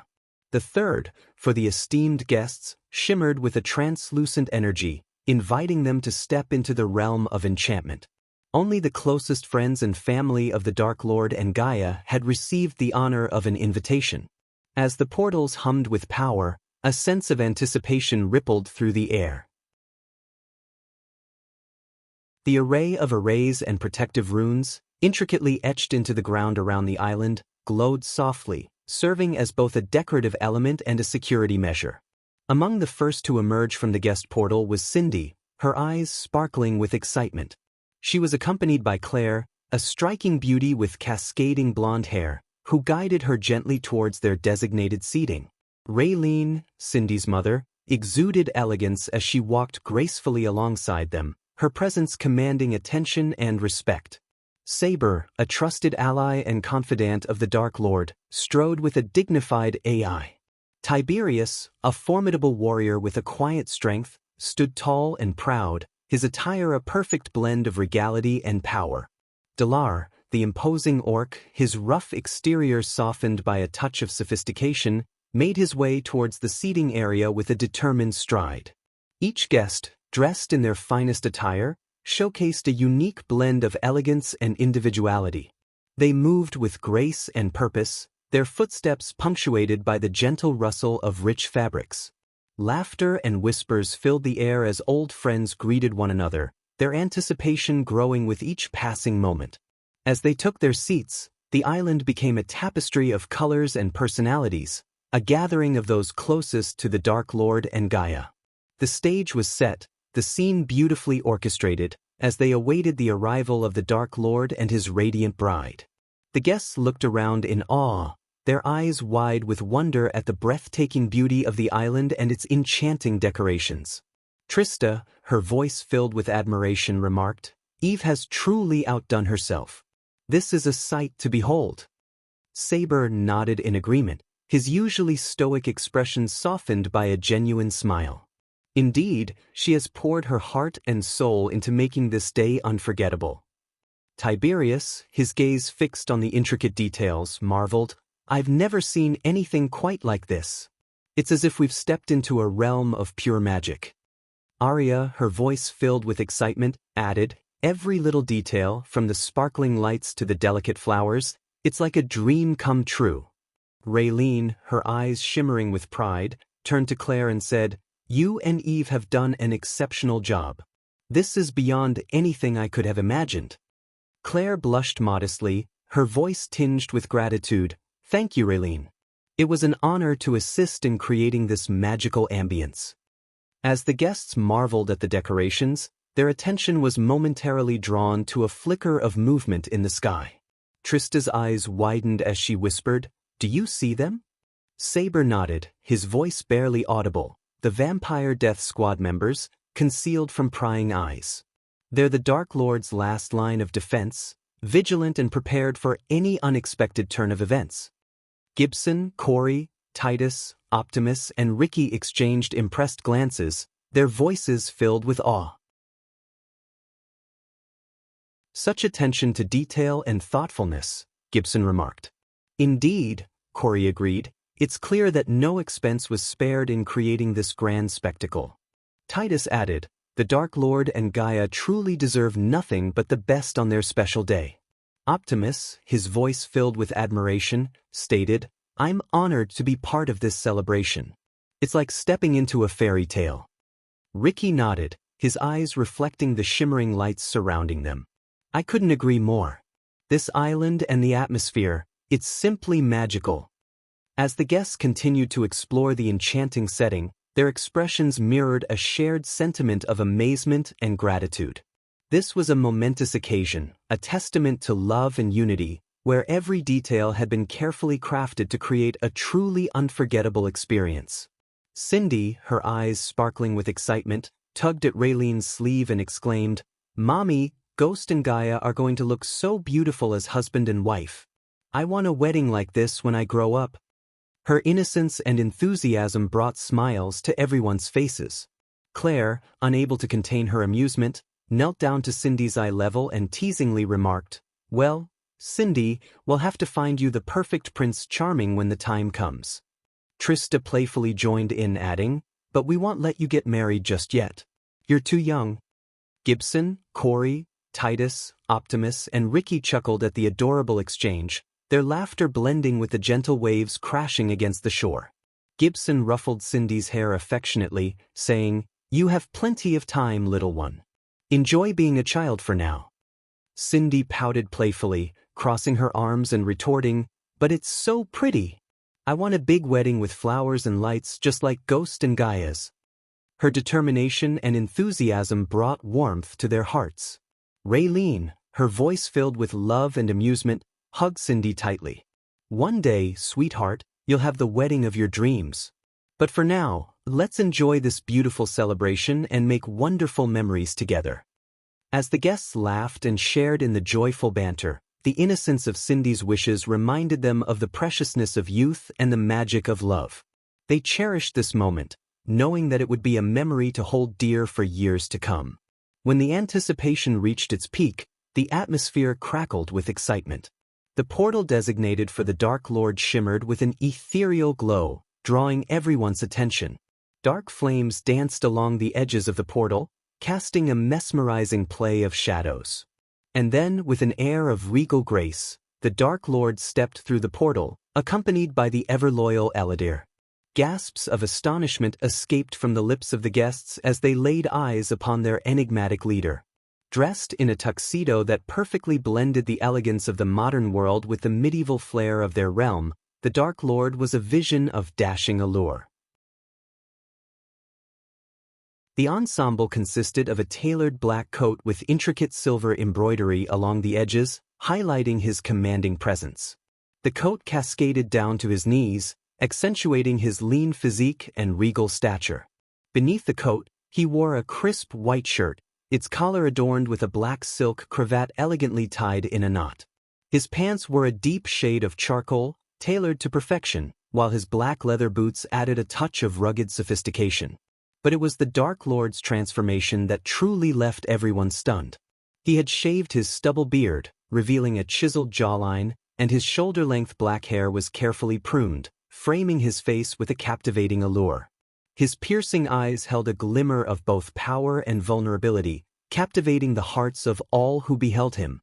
As whispers of awe and admiration spread through the guests, a collective realization washed over them.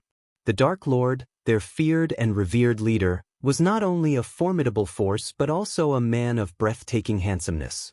The contrast of his dark aura with his striking appearance created an irresistible magnetism, leaving everyone mesmerized. In that moment, the beauty of the island and the grandeur of the wedding faded into the background. All eyes were fixed upon the Dark Lord, their hearts quickening at the sight of this unexpected and captivating transformation. Whispers of admiration and disbelief floated through the guests, their voices tinged with awe and astonishment. "Have you ever seen him look so handsome?" Trista murmured, her eyes never leaving the Dark Lord. Arya nodded in agreement, a dreamy smile playing on her lips. "I've always known he was powerful, but this is something else entirely. He's positively enchanting." Raylene, unable to contain her amazement, leaned in closer to Claire. "Is it even possible for someone to be that attractive? Gaia is a lucky woman." Claire chuckled softly, her eyes twinkling with mischief. "I think every woman in this room is feeling a little jealous right now. Who could resist such a lure?" Cindy tugged on Saber's sleeve, her eyes wide with wonder. "Ghost looks like a prince from a fairy tale. He's so handsome, Saber. I want a wedding just like this." Saber ruffled Cindy's hair affectionately, a playful glint in his eyes. "Well, little one, we'll make sure your wedding is just as magical. But remember, we won't let anyone steal you away from us so easily." Gibson, standing nearby, chimed in with a smirk. "Sorry, Cindy, but you're stuck with us. No one else can match up to your awesomeness." The guests laughed, the joyous sound filling the air as they reveled in the enchanting atmosphere and the captivating presence of their Dark Lord. Each conversation, filled with admiration and playful banter, echoed the unanimous sentiment.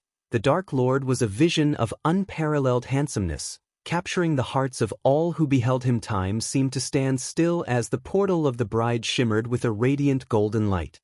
Anticipation filled the air, and all eyes turned toward the glowing portal. Through the ethereal haze, Gaia emerged, a vision of exquisite beauty. Gasps of admiration escaped the lips of the guests as they beheld her. Gaia's flowing black hair cascaded down her shoulders, complementing her flawless complexion and accentuating her striking features. Her eyes sparkled with a mixture of excitement and love, while her elegant posture exuded grace and confidence. Gaia wore a gown that seemed to have been woven from moonlight itself. The dress hugged her curves delicately, before cascading into layers of ethereal white fabric that trailed behind her. The bodice was adorned with intricate silver embroidery, shimmering like stardust, and delicate lace sleeves draped gracefully over her arms. The gown's neckline dipped modestly, accentuating her collarbones and drawing attention to the radiant smile that graced her lips. The guests were captivated, their breaths held in awe, as Gaia glided down the aisle, her every step a testament to her beauty. Michael stood at the altar, his heart racing, his eyes fixed on his radiant bride. For a moment he was rendered speechless, his gaze locked with hers. Claire, standing beside Trista, leaned in and whispered, her voice filled with wonder, "She's like a goddess, so stunning, it's almost unreal." Trista nodded, her voice filled with admiration. "He is a lucky man. She's the epitome of elegance and beauty." Saber, his eyes never leaving Gaia, leaned towards Raylene. "Look at her, Raylene. She's like a celestial being. I've never seen a bride more radiant." Raylene, her voice filled with emotion, replied, "She's the perfect match for our Dark Lord. They are truly meant for each other." Adelia, with a proud and gentle expression, walked alongside her daughter down the aisle. Vidora, perched gracefully on Adelia's shoulder, seemed to radiate a sense of calm and wisdom, her presence adding a touch of enchantment to the scene. All eyes were fixed on Gaia and Michael, their gazes locked, as if the world around them had faded into insignificance. The guests watched in awe as the bride and her mother made their way towards the awaiting Dark Lord. Gaia's every step exuded grace and elegance, her eyes sparkling with anticipation and happiness. The soft rustle of her wedding dress seemed to harmonize with the gentle breeze, lending an ethereal quality to her movement. Adelia, her face beaming with motherly pride, guided Gaia with a gentle touch, offering both support and love. Michael stood at the altar, his eyes never leaving his bride. A sense of wonder and admiration filled his gaze as he took in the vision before him. In that moment, it was as if time stood still, and the world existed solely for their union. The guests observed this tender exchange, their hearts swelling with joy for the couple. Whispers of awe and appreciation rippled through the crowd, as they witnessed the profound connection between Gaia and Michael. Claire, her voice filled with emotion, turned to Arya beside her. "Look at them, Arya. They are meant to be together. Such love and devotion." Arya nodded, her eyes misty with tears of happiness. "Yes, Claire. It's as if they were destined to find each other. They look absolutely mesmerized by one another." The atmosphere was charged with a mixture of anticipation, love, and enchantment. As Gaia drew closer to Michael, the air seemed to shimmer with the palpable energy of their union. It was a moment of profound beauty and significance, one that would forever be etched in the memories of all who bore witness to their love.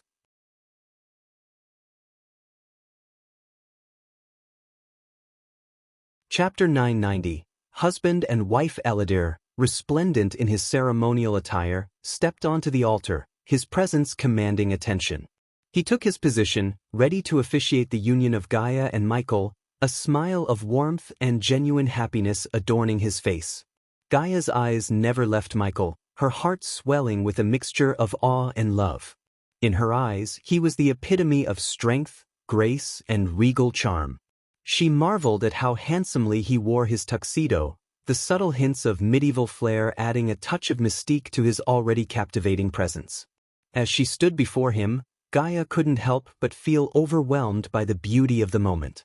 The island, adorned with exquisite decorations, seemed to come alive with vibrant colors and delicate details, creating a picturesque backdrop for their union. The soft glow of the three moons cast a magical radiance over the scene, enhancing its ethereal quality. In Gaia's eyes, Michael was not just a Dark Lord, he was her beloved, her partner, and the man who had captured her heart. She had never imagined meeting someone like him, someone who saw beyond her titles and embraced her for who she truly was. His love and devotion made her feel cherished and valued, like a queen in his presence. As she stood beside him on this momentous day, Gaia felt an overwhelming sense of fulfillment and contentment. This was the happiest moment of her entire life, a culmination of their journey and the beginning of a new chapter filled with love, adventure, and shared destiny. As Eladir began the ceremony, Gaia's gaze remained locked with Michael's. Their eyes spoke volumes, expressing a depth of connection and understanding that surpassed words. In that moment, surrounded by loved ones and embraced by the enchanting ambience, Gaia knew that she had found her true happiness. She was ready to embark on this extraordinary journey with Michael, hand in hand, for all eternity. Eladir stood before the couple, his voice carrying a soothing warmth as he began to speak, his words laced with wisdom and sincerity. Dark Lord, Gaia, today we gather to celebrate the union of two souls, bound together in love and commitment. Marriage is not just a union of hearts but a promise to journey through life hand in hand, facing both joys and challenges together. He paused, allowing his words to sink in, and continued, in the grand tapestry of life, it is not only during the happiest times that the bond of marriage grows stronger. It is in the face of adversity, the storms that test our resolve, that we discover the true strength of our connection. It is during these moments that the foundation of trust, respect, and unwavering support is forged. Eladir's voice resonated with a sense of reverence as he continued, marriage is a sacred commitment, a sanctuary of love and understanding where two souls find solace in one another's embrace. It is a partnership that calls upon you, Dark Lord, and you, Gaia, to stand as pillars of strength for one another, to lift each other up in times of doubt, to provide solace in moments of sorrow, and to celebrate each other's triumphs. He turned his gaze towards Michael and said, Dark Lord, as you stand here today, know that the strength of your character, the depth of your love, and the unwavering devotion you offer to Gaia will guide her through life's uncertainties. It is through your actions and your unwavering support that you shall inspire her to be her best self, to flourish and thrive. Eladir's eyes shifted to Gaia, a gentle smile gracing his lips.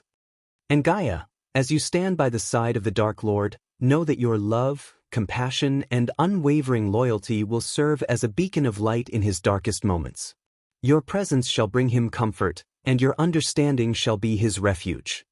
He turned his attention back to the couple before him, his voice filled with heartfelt sincerity. May your journey together be blessed with unwavering love, unbreakable bonds, and a shared destiny that transcends time. Cherish one another, uplift one another, and never forget that the strength of your love will carry you through life's greatest challenges. As Eladir's words hung in the air, the atmosphere was filled with a profound sense of unity and purpose. The couple exchanged a glance, their eyes reflecting the depth of their commitment and the promises they held within their hearts. In that moment, they knew that their love was not merely a fleeting flame but a blazing fire that would guide them through every step of their shared path. Eladir, recognizing the couple's preference for brevity, smiled warmly and nodded. In the spirit of your wishes, let us proceed without lengthy speeches. Dark Lord, Gaia, please share your heartfelt sentiments. Michael took a step forward, his eyes fixed on Gaia with unwavering adoration. With a voice filled with conviction, he spoke, I stand here today, surrounded by the love and support of those who have joined us in this celebration. But there is one truth I want to share. In this vast world, if a man claims to have fallen in love with a woman, he would never have the capacity to fall in love with another. If he does, then he never truly fell in love with the first. His words carried a sense of absolute devotion, a testament to the depth of his love for Gaia. The guests listened intently, captivated by the sincerity and conviction in his voice. Gaia, her eyes shimmering with unshed tears, stepped forward to speak. Her voice trembled with emotion as she addressed the gathered crowd. I am not one for grand speeches, but I stand here today, in the presence of all the people who hold a special place in our hearts, to say a heartfelt thank you. Her gaze met Michael's, and she continued, her voice filled with love and gratitude. Thank you for seeing me for who I truly am, for accepting and embracing every part of me. You have shown me a love so pure and unconditional, it has transformed my world.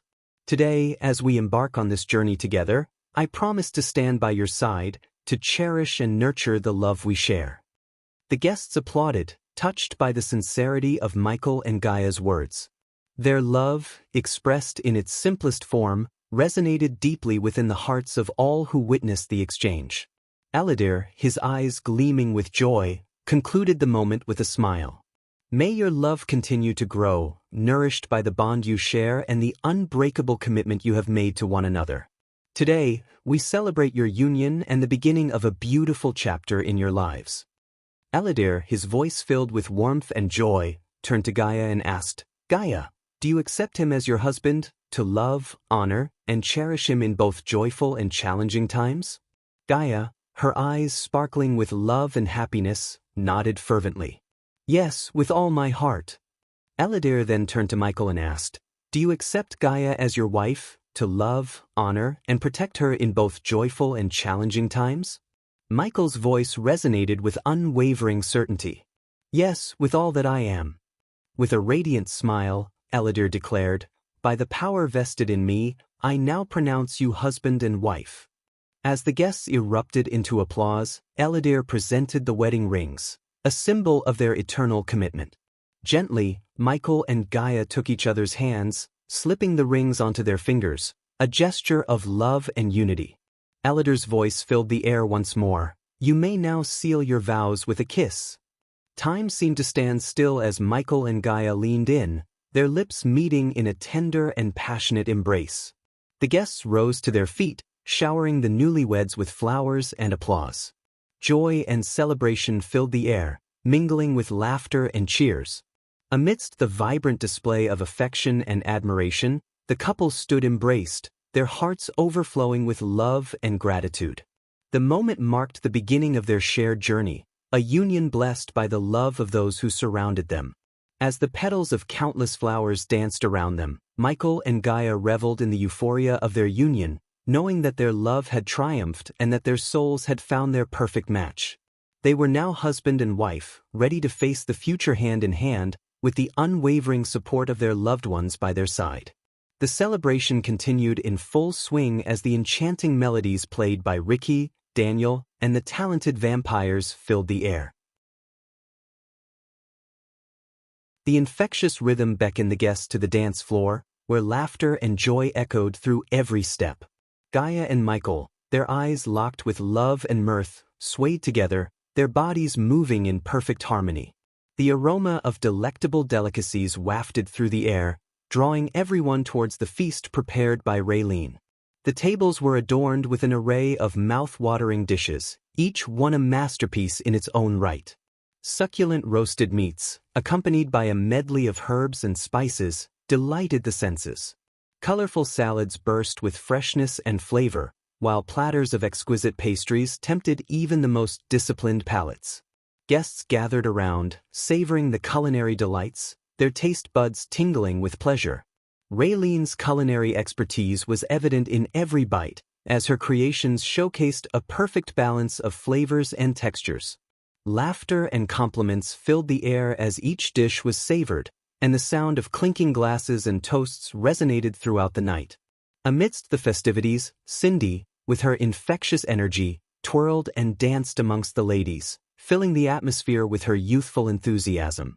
Saber, Delar, Raylene, Claire, and Eve, their usual stoic demeanor forgotten, joined in the merriment, their smiles lighting up the night. Gaia and Michael watched with adoration, their hearts filled with joy at the sight of their loved ones immersed in the celebration. As Cindy spun and twirled, Gaia and Michael shared a knowing glance.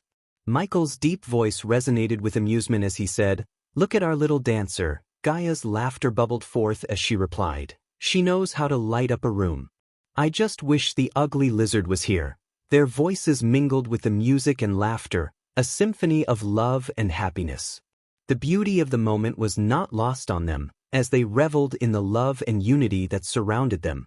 The wedding, a celebration of their love, had become a joyous occasion for all, a testament to the bonds forged through friendship and shared experiences. As the night unfolded, the dance floor became a whirlwind of movement, with guests of all ages and backgrounds joining in the festivities. The once reserved vampires allowed themselves to be carried away by the rhythm, their graceful movements intertwining with those of their human counterparts. Amidst the delight and joy that filled the air, unbeknownst to the guests, a different presence loomed in the distant realm of gods. The god of war, a powerful and enigmatic deity, had taken notice of the momentous occasion taking place on the small island. Only the passage of time held the answer to the god's intentions. Would he choose to grace the wedding with his presence, bestowing his blessings upon the union of Gaia and Michael? Or would his wrath be unleashed, throwing the joyous celebration into chaos and upheaval? As the music played and the laughter resonated, the guests reveled in their happiness, unaware of the potential storm brewing in the realm of gods. Destiny would unfold in due course, and only then would the true nature of the god of war's intentions be revealed. For now, the island remained a haven of joy and celebration, a sanctuary where love and unity reigned supreme. Time, the ever-watchful observer, would soon reveal whether the god of war's presence would bring blessings or unleash the tempest of his wrath upon the unsuspecting wedding party.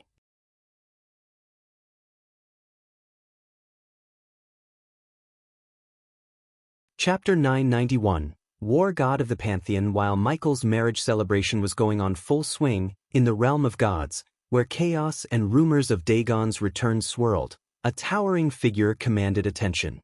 This godly being was Rudra, the war god, a sight to behold.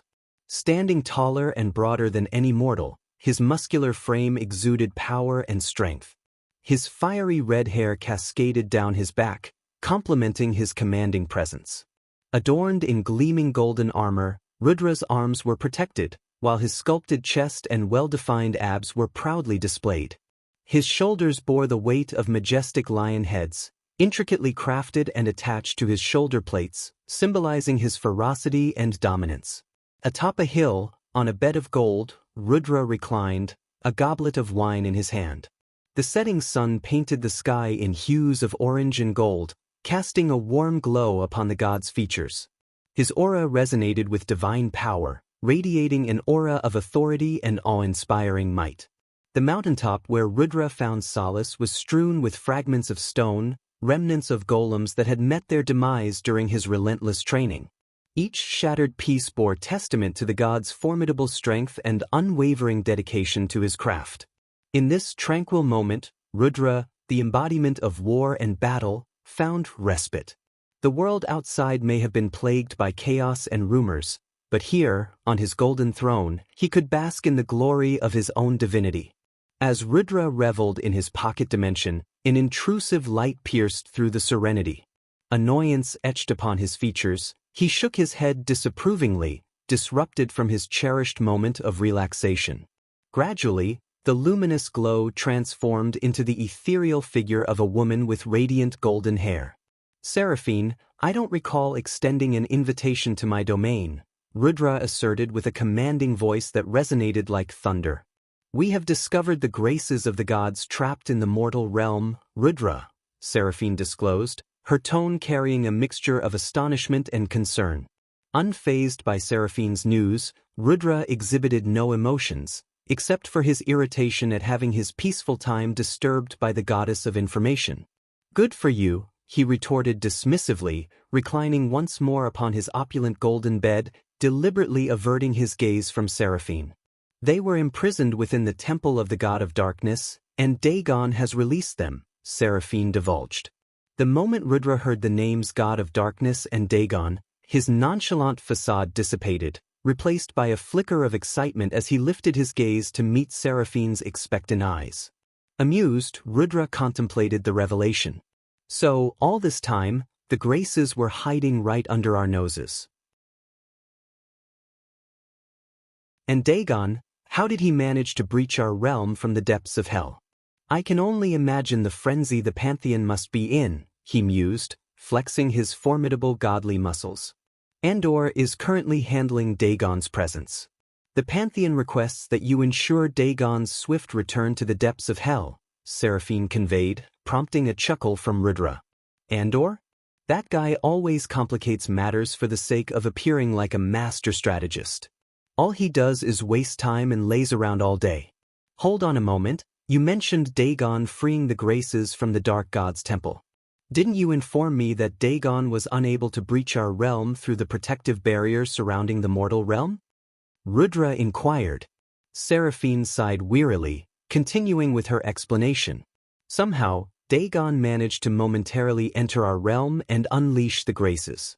I am now certain he is amassing his forces within the realm between. As a fallen god, Dagon possesses the ability to transcend the barrier erected by the Dark God.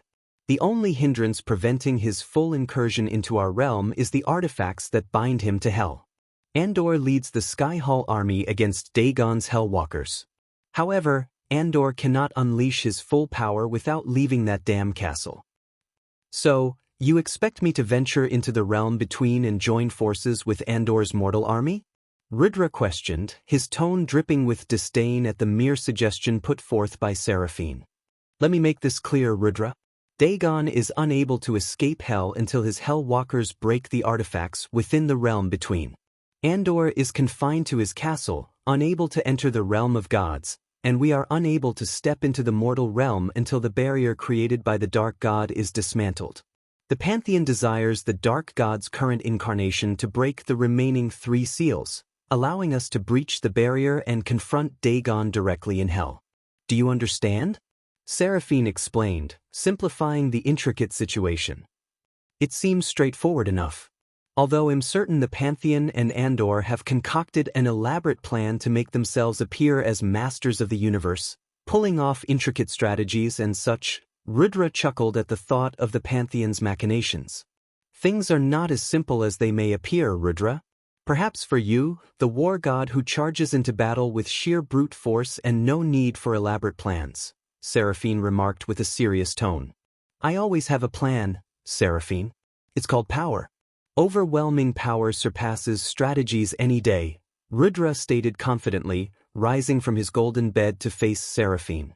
No matter how intricate an ant's plans may be, all it takes is a single step to crush both their plan and their life, Rudra declared confidently, causing Seraphine to sigh in resignation. She knew better than to argue with Rudra, for he had proven himself victorious time and time again against the enemies of the Pantheon.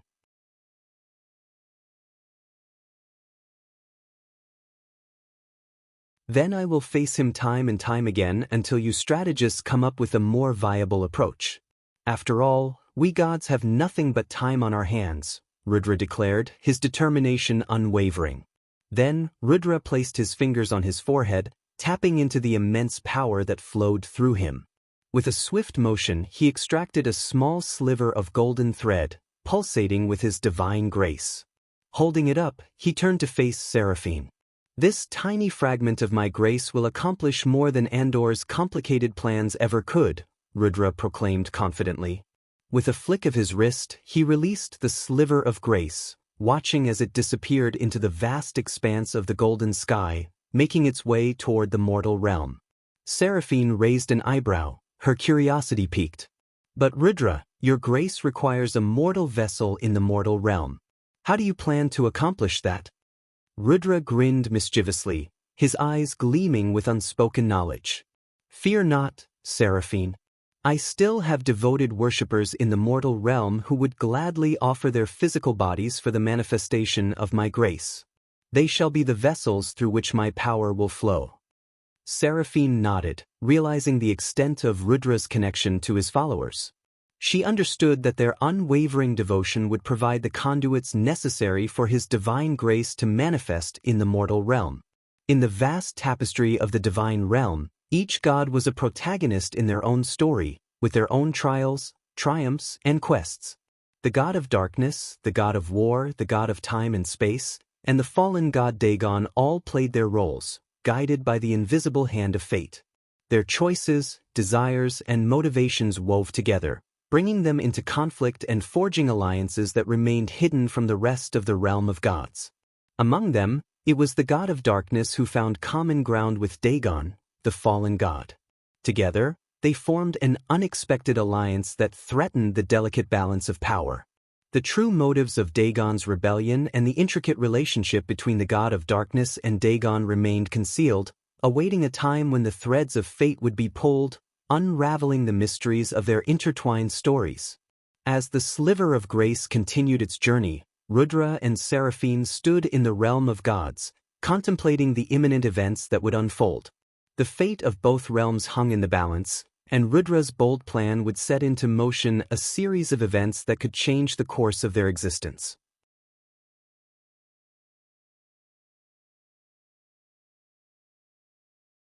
Chapter 992. War God crashes the wedding. As the wedding celebration of Michael and Gaia reached its peak, the atmosphere was filled with joy, laughter, and the infectious rhythm of music.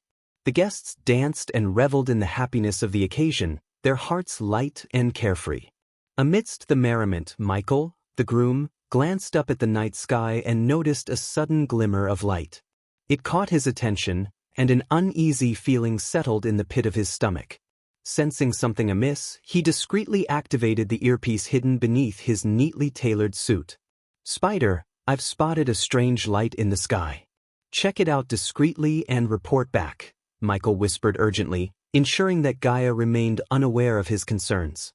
Before the Vampire Death Squad could acknowledge his command, the glimmer of light in the sky rapidly intensified, closing the distance with astonishing speed. Gasps of surprise escaped from the guests' lips as the light descended upon the island, illuminating the surroundings with an otherworldly brilliance. The arrival of this unexpected visitor left everyone in a state of shock, their festivities momentarily forgotten. Wide-eyed and speechless, they watched as the radiant figure emerged from the light, its ethereal presence captivating their attention. The air crackled with a sense of anticipation, as if the world itself held its breath in awe of this extraordinary arrival. However, the true nature and purpose of this enigmatic visitor remained a mystery, shrouded in uncertainty. The scene was frozen in time, with whispers of speculation and trepidation circulating through the crowd. The joyous celebration now stood at a crossroads, its path veering into the realm of the unknown. As the golden light dissipated, revealing the figure within, a hushed silence fell over the crowd. The guests' eyes widened in astonishment as they beheld the sight before them, an orc unlike any they had ever encountered. His crimson skin stood out in stark contrast to his intricate white and blue tattoos that adorned his muscular physique. Tusks protruded from his mouth, and numerous piercings adorned his body, glinting ominously under the moonlight. The orc's eyes blazed with an otherworldly light, radiating an aura of power that sent shivers down the spines of those who stood in his presence. Without a second thought, Saber lunged forward, determined to end the life of this uninvited guest. But before Saber could even reach the orc, a powerful gust of wind erupted from the orc's body, sending the valiant warrior hurtling backward. The sheer force of the blast sent Saber flying off the island, his body crashing into the waters below.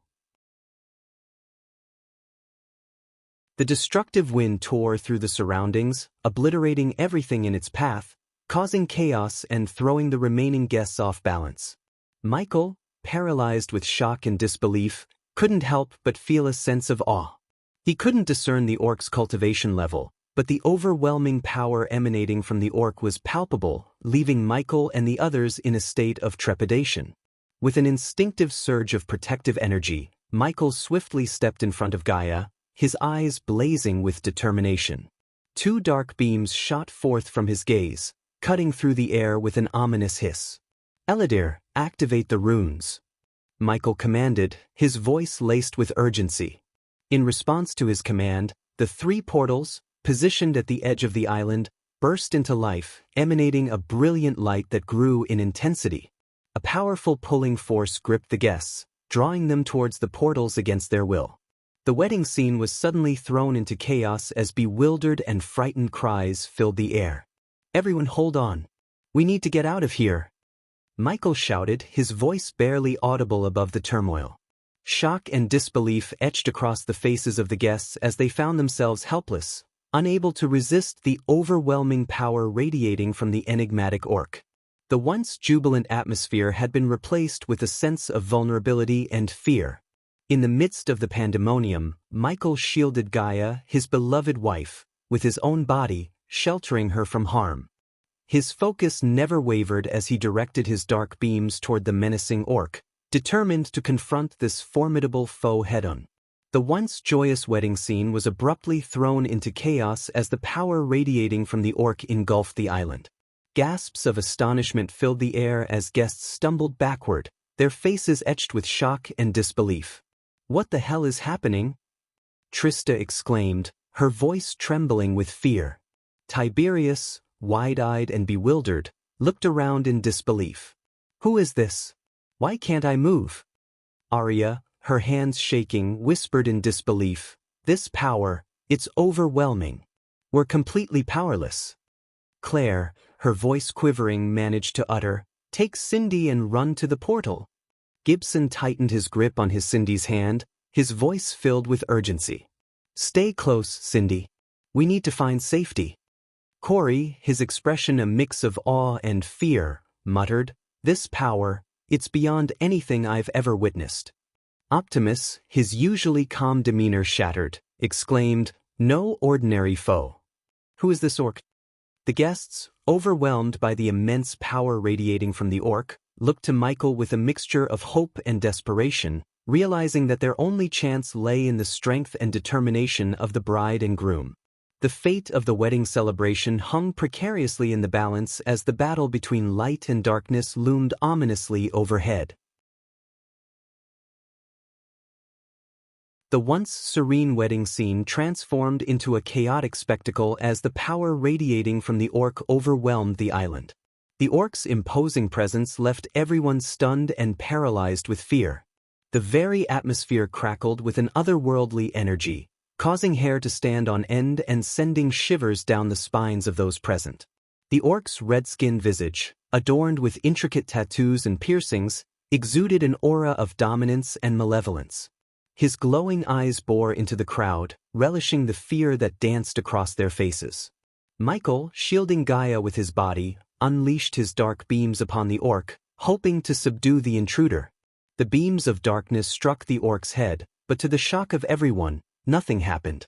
The orc remained unfazed, a smug smirk etched upon his lips, defying the powerful onslaught with disdain. Gaia, realizing the urgency of the situation, summoned her celestial bow and a quiver of ethereal arrows materialized by her side. Determination replaced the fear in her eyes as she stepped forward, ready to confront the menacing intruder. The bride, radiating a blend of grace and strength, prepared herself for the battle that now threatened to overshadow her wedding day. Amidst the chaos, guests stumbled and scrambled for cover, their movements hindered by the overpowering presence of the orc. Their attempts to rally against the intruder proved futile as the force emanating from the orc left them weak and powerless, their limbs heavy as if burdened by invisible chains. The once immaculate wedding venue now bore the scars of the chaotic upheaval. Tables and decorations lay in disarray, tossed aside by the gusts of wind that erupted from the orc's very being. The vibrant flowers that once adorned the aisle were trampled underfoot, petals scattered like remnants of a shattered dream. "Now, Eladir!" Michael shouted, his voice filled with urgency and determination. In response, Eladir clenched a golden crystal in his hand, crushing it with a resounding crack. As the crystal shattered, the pulling force emanating from the portals multiplied several folds, causing the air to tremble with their intensity. The portals, now unleashed with unprecedented power, surged with an insatiable hunger, greedily drawing everything in their path towards their swirling depths. The orc, his eyes fixed on Michael, proclaimed with a chilling certainty, "I am only here for the god of darkness." With a flick of his wrist, 3 figures materialized out of thin air before the orc. Among them stood Samuel, the gray-haired butler of the Winston family, his neatly combed hair contrasting with the chaos unfolding around him. The sight of Samuel stunned Michael, his mind reeling with the implications of the orc's words. But before Michael could react, the orc's lightning-quick movements outpaced his reflexes. In one swift motion, the orc seized Samuel by the neck, using the helpless butler as a shield. A malicious grin danced upon the orc's face as he directed Michael's own dark beams towards Samuel's head. Time seemed to slow as the dark beams pierced through Samuel's skull, shattering bone and unleashing a crimson spray of blood. The lifeless body crumpled to the ground, an innocent victim caught in the crossfire of this ruthless battle. Amidst the chaos, the scene unfolded with a stark contrast. On one side, the portals, their power amplified, exerted an irresistible force, tugging at everything in their path. Tables, chairs, and decorations were ripped from their positions, uprooted by the voracious pull. On the other side, a battle of immense power and stakes played out. Michael, shielded by darkness, stood alongside Gaia, his eyes filled with fury. The orc, a formidable adversary, remained resolute, his aura pulsating with a malevolent energy that rendered everyone around him weak and powerless. In this tumultuous clash between the forces of chaos and order, the island became a battleground of conflicting energies. The portals greedily devoured the surroundings, tearing apart the remnants of the once serene wedding scene. And amidst the swirling chaos, the battle between Michael and the orc raged on, with bloodshed and despair marking the unfortunate path they tread. The vampire death squad landed on the island with swift precision, their presence a glimmer of hope amidst the chaos.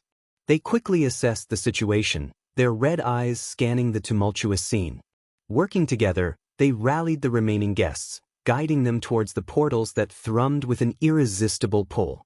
Amidst the pandemonium, Michael's heart pounded with a desperate desire to save Gaia from the clutches of this immensely powerful foe. With determination etched on his face, he reached out and grasped Gaia's hand, his grip firm and resolute. With all his strength, he propelled her towards the nearest portal, his intention clear. But in the midst of the airborne journey towards the portal, Gaia's body moved with a swift fluidity. With a sudden twist, she knocked an arrow upon her bowstring and took aim at the orc, defying Michael's intention to guide her to safety.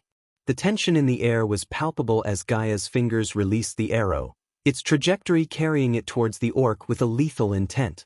In a display of godly speed, the possessed orc, fueled by Rudra's sliver of grace, dashed towards Michael with a swiftness that defied comprehension.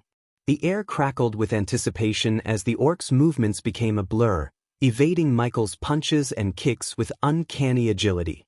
Despite the orc's imposing size, it maneuvered with the grace of a predator, effortlessly eluding Michael's onslaught.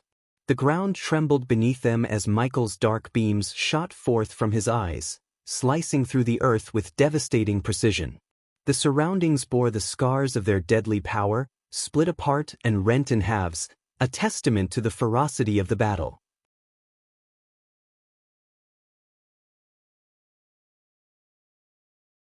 In a cruel twist of fate, the old man was lifted effortlessly into the orc's colossal palm, his terrified gaze meeting Michael's.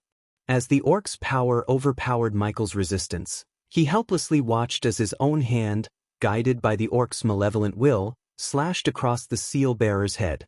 Blood erupted, painting a macabre scene of horror as the head was severed, the lifeless eyes staring into nothingness. The orc's triumphant voice reverberated through the chaotic battleground, chilling the air. 2 down, 1 to go. Overwhelmed by the orc's otherworldly strength, Michael felt as though he was battling a force beyond comprehension. Every move he made seemed feeble in comparison, as if pitted against an unstoppable entity.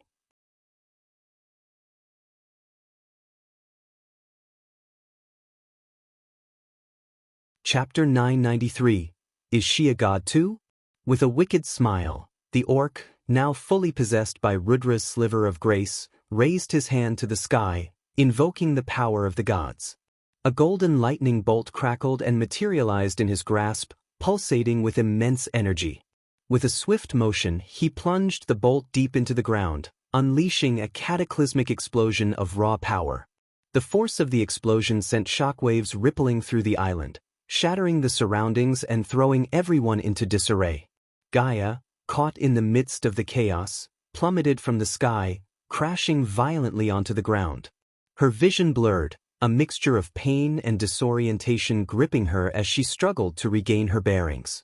Through her hazy vision, Gaia glimpsed the orc, his speed unfathomable, closing in on Michael.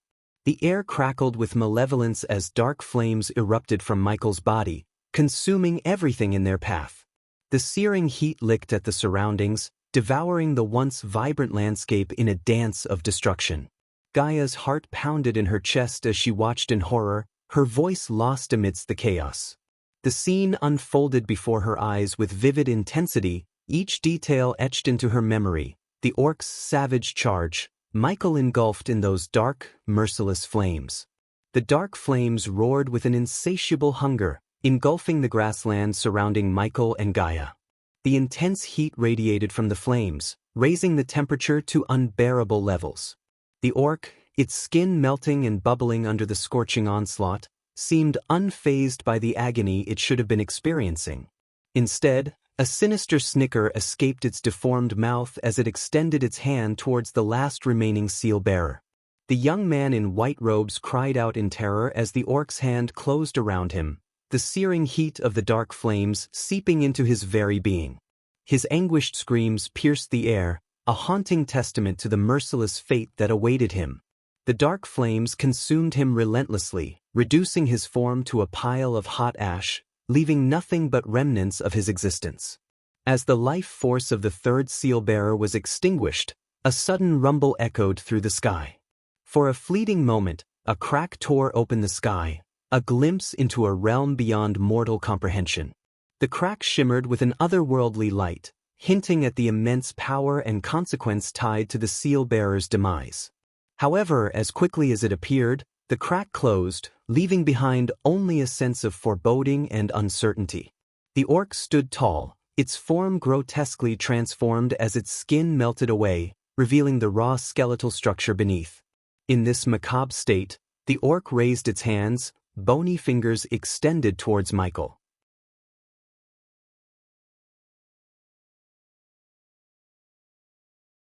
With a thunderous boom, the golden light descended from the heavens, its brilliance fading gradually to reveal the figure of Nithroel, the Empress of Ar.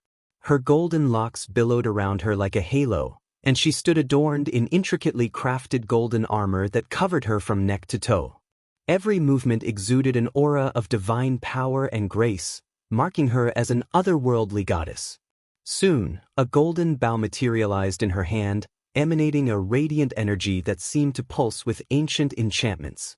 As she pulled back the string, an arrow adorned with intricate runes materialized, poised to be released at her command. The mere sight of her presence instilled a sense of awe and reverence, for she embodied a force that transcended mortal comprehension. Nithrol's voice resonated with a commanding authority that seemed to shake the very foundations of the island. "Let him go, Rudra. Your fight lies somewhere else," she declared, her words echoing through the air and reaching every corner of the island. The power behind her voice carried a weight that commanded attention and respect. As her words hung in the air, a golden aura enveloped Nithroel, radiating from her being like a shield of divine energy. The orc, possessed by Rudra's sliver of grace, stared at her with a sliver of surprise emerging in his glowing eyes. The unexpected turn of events momentarily caught him off guard, questioning the path he had taken.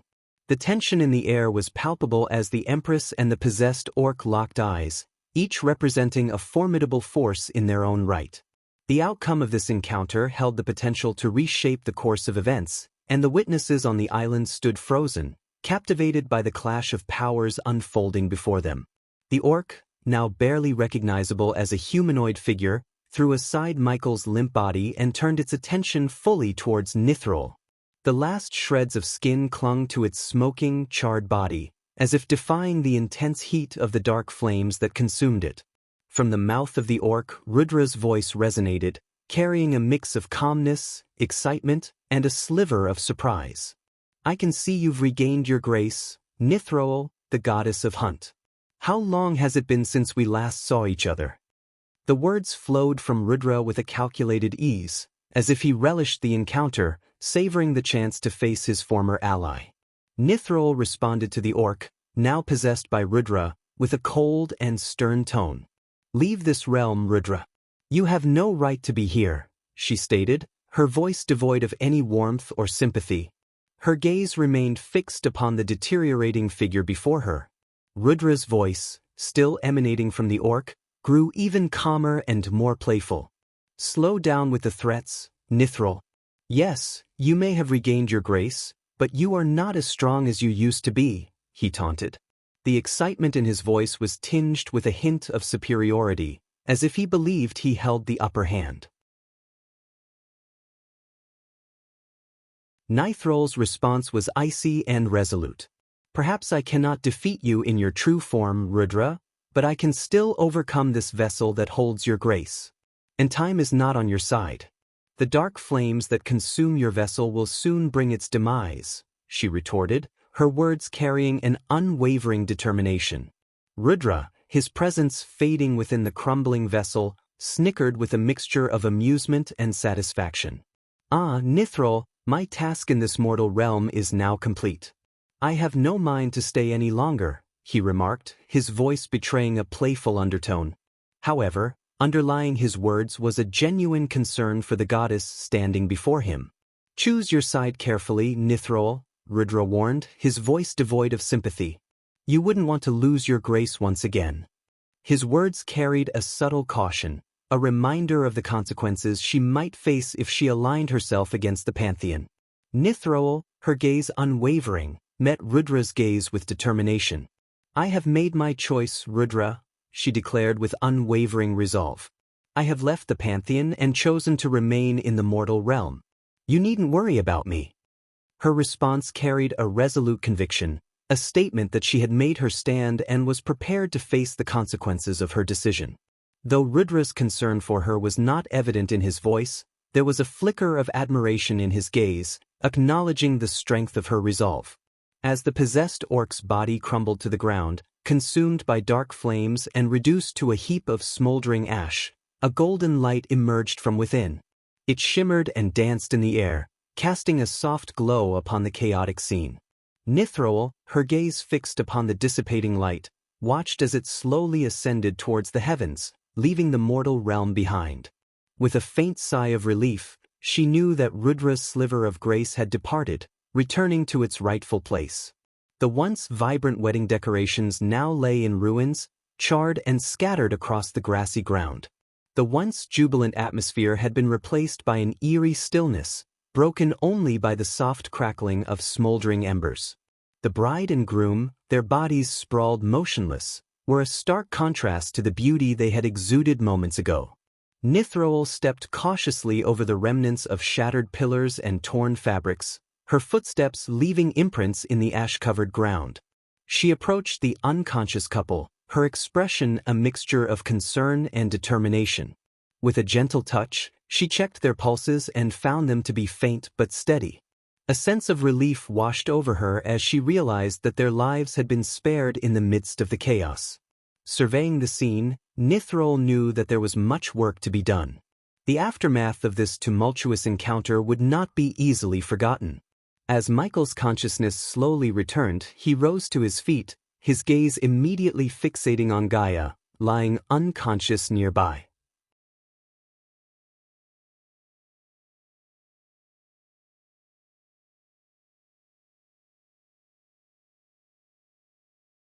Chapter 994. Finally learning about Andor. As the wind howled and the darkened sky hinted at an impending storm, Michael and Gaia stood alongside Nithroel on the edge of the mountain where their paths had first crossed. The Empress of Ar gazed into the distance, her eyes seemingly carrying the weight of ancient knowledge. In the pregnant silence, it was Michael who finally broke the stillness, his voice laced with curiosity and a touch of apprehension. "Who are you really?" And who was that attacker? Nithrol turned her gaze towards Michael, her expression calm yet tinged with a profound understanding of the gravity of their situation. That was Rudra, the god of war, she replied, the mere mention of his name coinciding with a distant rumble of thunder that echoed through the ominous sky. Gaia's astonishment was evident as she grappled with the realization that they had been targeted by a deity, and one associated with war no less. However, both she and Michael sensed that Rudra's intentions went beyond mere destruction and that he had manipulated Michael as a pawn in his game, forcing him to take the lives of its 3 seal-bearers, including the butler of the Winston family. With a hint of uncertainty, Michael posed a question that had lingered in his mind ever since their first encounter. Are you also a god? His eyes held a flicker of recognition, sensing an inherent power within Nithrol that surpassed that of ordinary mortals. Although her aura bore similarities to the possessed orc's energy, it seemed to radiate with a slightly lesser intensity. The atmosphere around them crackled with anticipation as they awaited Nithrol's response, seeking clarity amidst the chaotic events that had unfolded. I was once a god, indeed. But now, I am but a fallen deity. Nithrol's voice carried a hint of melancholy that mirrored the sadness reflected in her eyes.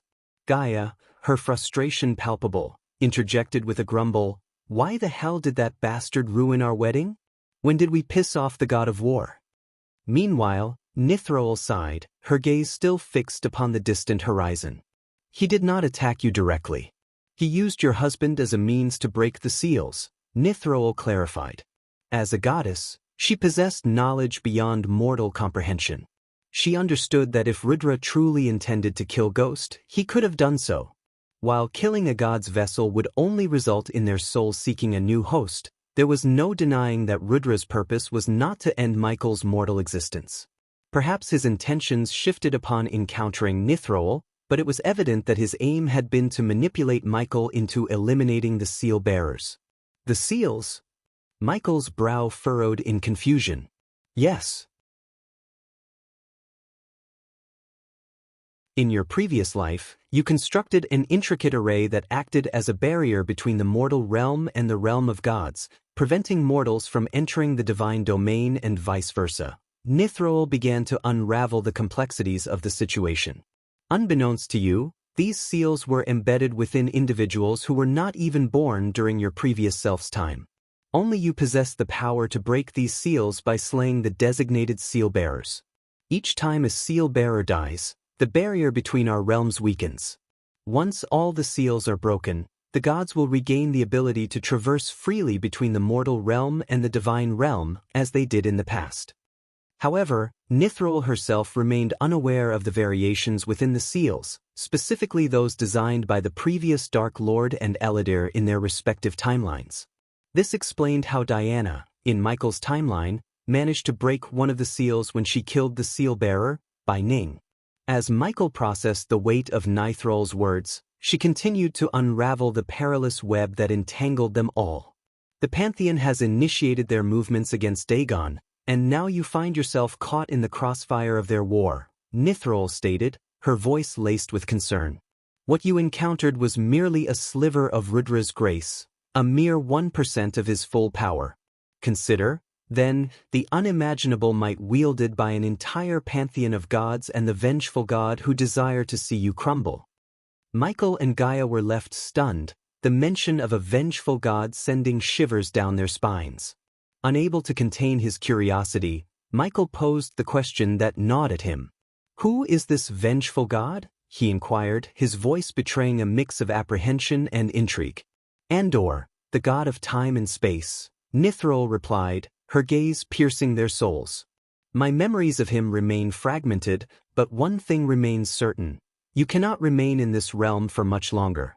The other fallen gods will soon regain their graces and seek you out. You are not yet prepared to face the wrath of the gods, and even I cannot aid you should more deities descend upon this realm. An array of questions swirled in Michael's mind, yet one in particular burned with intensity. Why are you helping me? Michael questioned, his voice filled with genuine curiosity. Nithrol's eyes softened, her gaze holding a flicker of determination. I cherish ruling the mortal realm, Ghost, she confessed. But the Pantheon seeks to transform mortals into their slaves. Once they arrive in this realm, each god will demand unwavering devotion and worship from mortals. Those who dare defy them will be made examples of, and gradually, this realm will devolve into a vast slave market, devoid of free will and consumed by blind loyalty. The only thing that preventing this grim fate is the barrier between the two realms.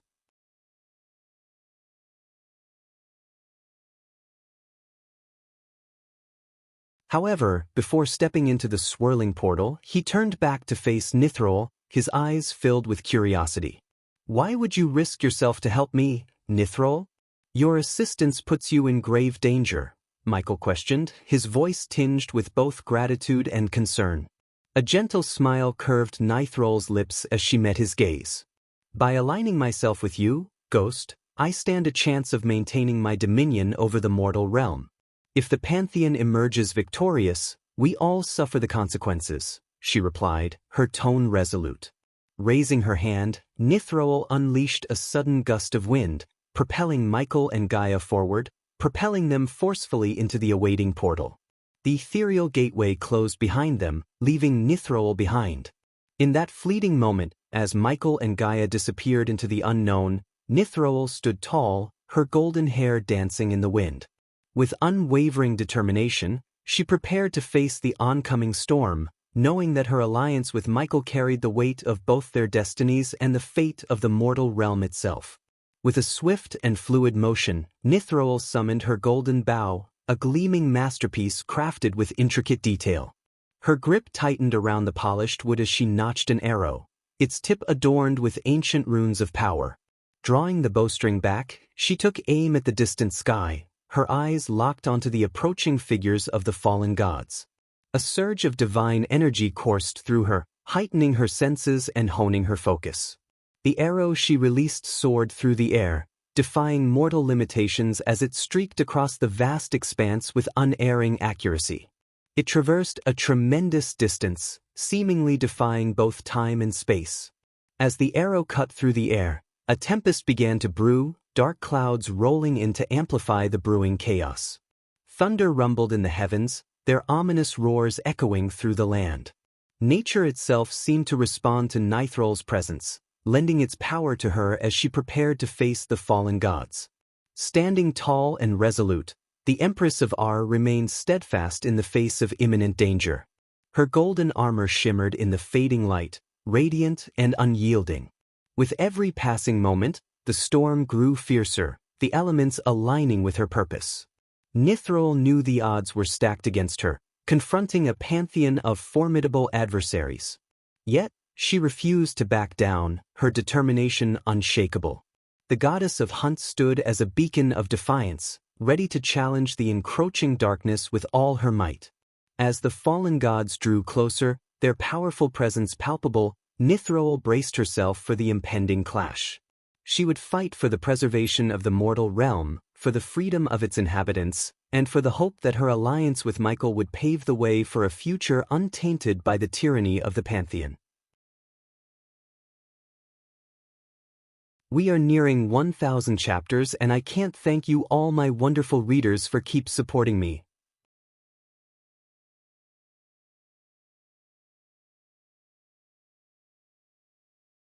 Chapter 995. Returning to Itnes. Chapter 995. Returning to Itnes. As Michael and Gaia emerged from the portal onto the land of Itnes, a breathtaking panorama unfolded before them. Gaia's eyes widened in awe as she took in the enchanting sight that lay stretched out beneath her. They stood atop a verdant mountain peak, overlooking a vast expanse of lush forests that extended as far as the eye could see. The forest itself seemed to be an artist's canvas, splashed with vibrant hues of purple and blue. It was a kaleidoscope of colors that blended seamlessly, creating an otherworldly spectacle. Giant trees towered over the landscape, their trunks adorned with intricate patterns and ethereal glow. The forest floor was carpeted with lush, emerald-green moss, adding a softness to the terrain. Towering mushrooms, their caps adorned with mesmerizing patterns, dotted the forest floor, creating a whimsical ambience. As Gaia's gaze wandered further, She caught sight of trees that radiated a gentle, luminescent glow, casting a soft and enchanting light that illuminated the surroundings. These radiant trees bathed the forest in an otherworldly glow, adding an ethereal touch to the already mesmerizing landscape. The air was filled with the gentle fluttering of giant butterflies, their wings adorned with iridescent colors that shimmered as they danced through the air. Their presence added a touch of magic to the already captivating scene. The forest of Itnes seemed like a place plucked from a fairy tale, a realm where dreams and reality intertwined. Its beauty was captivating, an immersive experience that stirred the senses and transported one to a world of wonder and enchantment. In that moment, as the gentle breeze caressed her cheeks and the symphony of the forest serenaded her ears, Gaia knew that Itnes was a place of refuge, a sanctuary from the turmoil that awaited them. "Come on, we should go meet Eladir," Michael said, surprising Gaia. "Eladir? But I thought he was stuck back in our world," Gaia replied, her confusion evident. "No, in case of an attack, I gave Eladir something to teleport into this world with," Michael explained, glancing at his wrist. Unfortunately, his battle with Rudra had broken his Olympus, leaving him without the ability to fly or use his cultivation in this world. However, Michael had a quick solution in mind. "Do you know where to go?" "My Olympus is not broken," Gaia remarked, hopeful. Before Michael could respond, a magnificent golden giant butterfly emerged from the air below the mountain cliff they stood on, accompanied by a powerful gust of wind. Gaia's eyes widened in astonishment as two elves with beautiful brown skin gracefully descended from the butterfly and immediately knelt before Michael. "My lord, you have returned," Taskin said, bowing his head respectfully. "Gaia, meet Taskin and Thilv." Michael introduced the two wood elves to Gaia, acknowledging their loyalty and courage during the events he had shared with her. "Ah, the two warriors who fought against the Sky Hall," Gaia remembered, recalling the tales Michael had shared. "Tell me, Taskin, has anyone else arrived here before us?" Michael inquired, his curiosity piqued. Thilv and Taskin nodded in response. "Yes, my lord. He claimed to have been sent by you and showed us your symbol.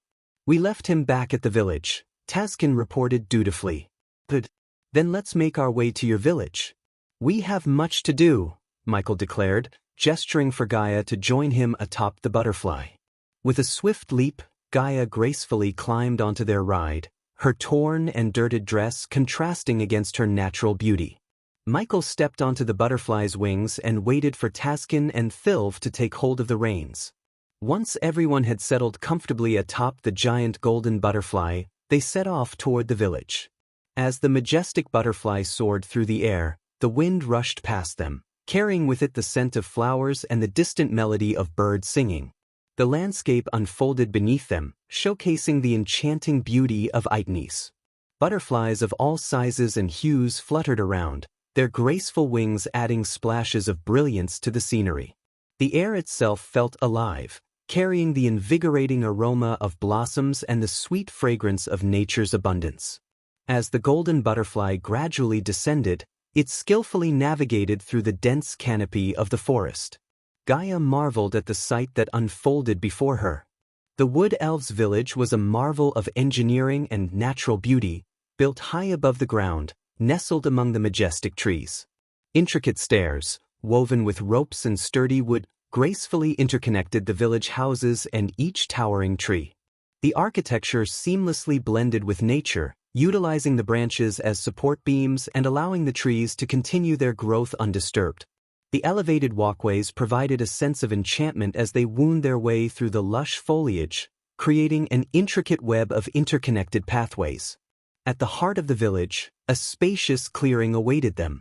Gaia's eyes widened as she took in the sight of a magnificent statue depicting Michael and Vidora sitting atop his shoulder, meticulously carved from wood. The craftsmanship was impeccable, capturing the essence of their strength and unity. The statue stood tall and proud, serving as a symbol of hope and reverence for the Wood Elves. Just before the statue, a grand throne had been placed, meticulously crafted from the finest wood, its intricate designs paying homage to nature's beauty. The throne awaited Michael's return, a seat of honor for the one who had brought them salvation and protection. As the golden butterfly gracefully landed in the clearing, Gaia's gaze shifted toward the awaiting wood elves.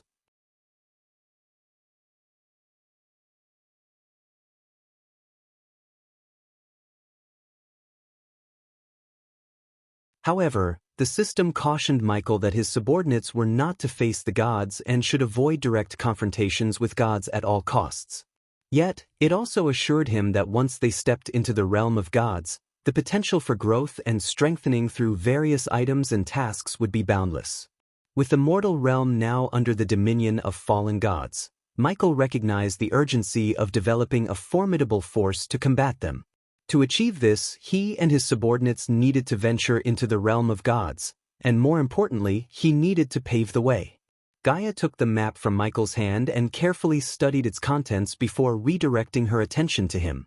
But what about the fallen gods? Nithroel warned us against returning to our world until we grow stronger, Gaia voiced her concerns. You won't be able to grow stronger while being stuck in this world, Michael replied. Curiosity tinged Gaia's question as she sought clarification. So, what are you suggesting we do? She inquired. Michael took a moment to gather his thoughts before responding. You need to return to our world, maintain a low profile, and search for these energy deposits. Utilize them to enhance your own strength while evading any encounters with the fallen gods. Soon, I will acquire a means to conceal your presence from them temporarily, he explained. The system had hinted that it would reactivate once Michael located another seed of darkness. With that reactivation, he could acquire a skill or rune to shield Gaia's aura from the prying eyes of the fallen gods and safely send her back to the outside world. But I want to go on my own, Gaia stated, leaving Eladir taken aback. It hadn't even been a day since they exchanged vows, and now she expressed a desire to part ways. Eladir's face darkened, his emotions entwined with confusion and concern. Gaia quickly began to explain herself, aware of the impact her decision might have on Eladir. After facing that tiny fraction of the god's power and getting my ass kicked, I know it'll only weigh him down, she began, her voice filled with determination. The places he's about to venture into will undoubtedly be filled with threats that I, unfortunately, can't handle. Sticking by his side would not only make me useless, but it could also make me a liability, even a potential hostage against him. However, if I return to the outside world, I can make a tangible difference and provide real assistance. As much as I hate leaving his side, it's our best option at this moment. Time is precious, and every minute we waste is a minute our enemies have to grow stronger, Gaia concluded, her conviction shining through her words. Michael let out a sigh of relief, grateful that Gaia understood the situation so well. He knew that sending her off alone carried its own risks, but he also recognized the greater peril involved in obtaining the seeds of darkness. Moreover, once he stepped into the realm of gods, he would become the primary focus of the pantheon, unlike the current situation where their attention was primarily fixed on Dagon. In due time, if Gaia hadn't attained sufficient strength to battle the gods, she could be used against him, placing her life in even greater danger.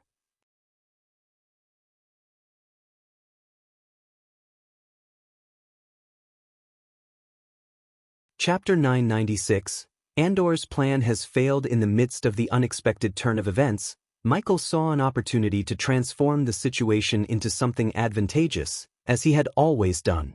After explaining his plan to Eladir and Gaia, he led them into an empty cabin where Eladir had been kept upon his arrival. As Gaia entered the dimly lit room, her eyes widened in shock and surprise at the sight that greeted her, two majestic suits of armor standing before her. I had hoped to present this to you under different circumstances, but now you need it more than ever, Michael said, his voice steady and determined. Stepping closer to the armor he had specifically crafted for Gaia, Michael gently took her hand and guided it to rest upon the chest plate. The moment her hand made contact with the armor, she felt a faint vibration coursing through it. Gradually, the individual pieces of the armor began to shift and separate, creating an opening for Gaia to step inside. With a simple flick of her hand, Gaia's clothing transformed into sleek black robes, perfectly matching the armor. Stepping into the waiting armor, she felt a peculiar sensation as the pieces enveloped her, fitting snugly against her form. Gaia couldn't help but be amazed at how the armor seemed to meld seamlessly with her body, granting her an extraordinary sense of connection. With a mere thought, she commanded the armor to encompass her head, and in an instant, the helmet formed, concealing her face behind an imposing black skull visage. Eager to explore the capabilities of her newfound armor, Gaia took a confident step forward, mentally urging the armor to unveil its hidden attributes. Responding to her intentions, the once billowing black cape attached to her robes disappeared from sight, seamlessly integrating into the armor. Then, to Gaia's astonishment, magnificent metal wings sprouted from her back, their surfaces gleaming in the soft candlelight of the cabin. This armor, wow, it's just perfect. Overwhelmed by the sheer magnificence of her armor, Gaia found herself at a loss for words, standing in awe as Michael, too, stepped into his own suit. The armor embraced him seamlessly, fitting him perfectly as he moved forward, testing its functionality with clenched fists. With a swift motion of his hand, Michael summoned his dark swords, which effortlessly slid into the scabbards integrated into the back of his armor. Satisfied with the smoothness of the sheathing, Michael cracked his neck and turned his gaze back to Gaia, ready to embark on their impending journey. "Let's go. We'll be setting off soon," Michael announced. With Gaia trailing behind him in her newfound armor, Michael exited the cabin with a plan to become the god he was meant to be.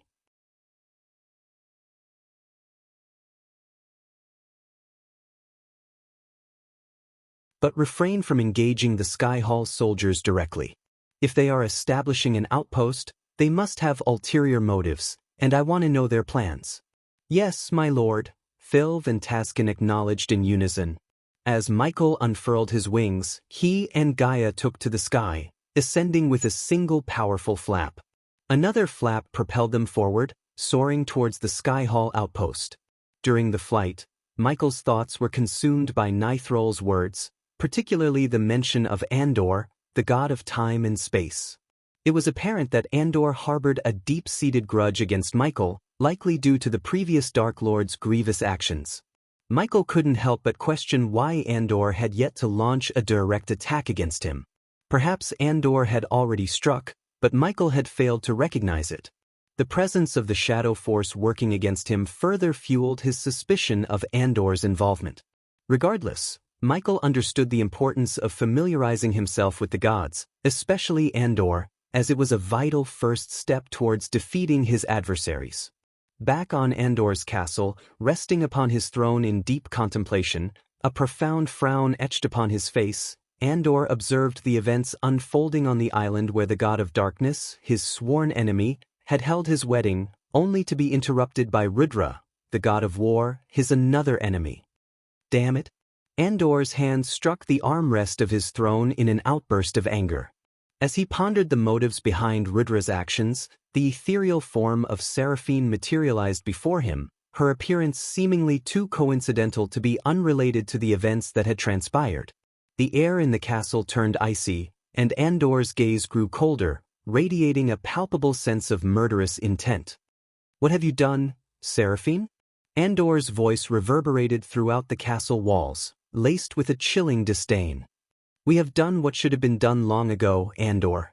The barrier has weakened, allowing the Pantheon to send their armies to confront Dagon in his realm of hell, where he holds dominion." Andor's voice resonated with a frigid and merciless tone, tinged with bitter sarcasm and anger towards the Pantheon's perceived foolishness. "Your Skyhall army shall face the Hellwalkers in the realm in between, while the Pantheon's forces confront Dagon in hell. Although we had not anticipated Dagon unleashing the Graces, it has inadvertently worked in our favor. With the aid of the fallen gods, we can crush the Hellwalkers and eradicate any remaining influence of the Dark Lord in the mortal realm," Seraphine explained. However, as the goddess of information, a sense of unease gnawed at her, for everything seemed unnaturally smooth and advantageous, raising suspicions deep within her. "And have you ever questioned why Dagon released the Graces, despite knowing the consequences it would bring upon him?"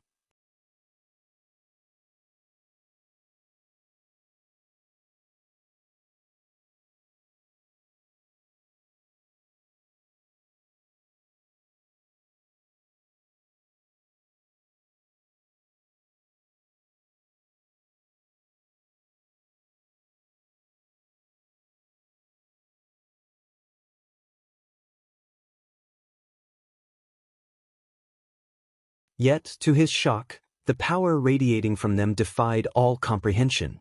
The energy that enveloped Evan and Alara surpassed any mortal cultivation he had ever witnessed. The graces infused within their bodies had shattered the limitations of mortal potential, propelling them into the realm of fledgling gods.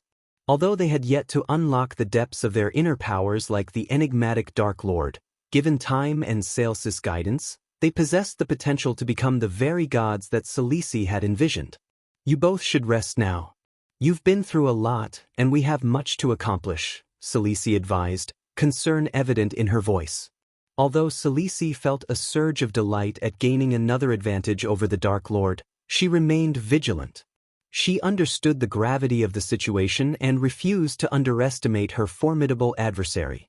At any given moment, the Dark Lord could seize the opportunity to turn the tables on her. Selisi was well aware that underestimating him could lead to dire consequences, even risking her own life. Therefore, she was determined to stay cautious and prepared for any challenges that lay ahead. You're tuning in to the Wang Lin's Journey YouTube channel. Don't forget to subscribe and join us on this journey to catch the most captivating stories.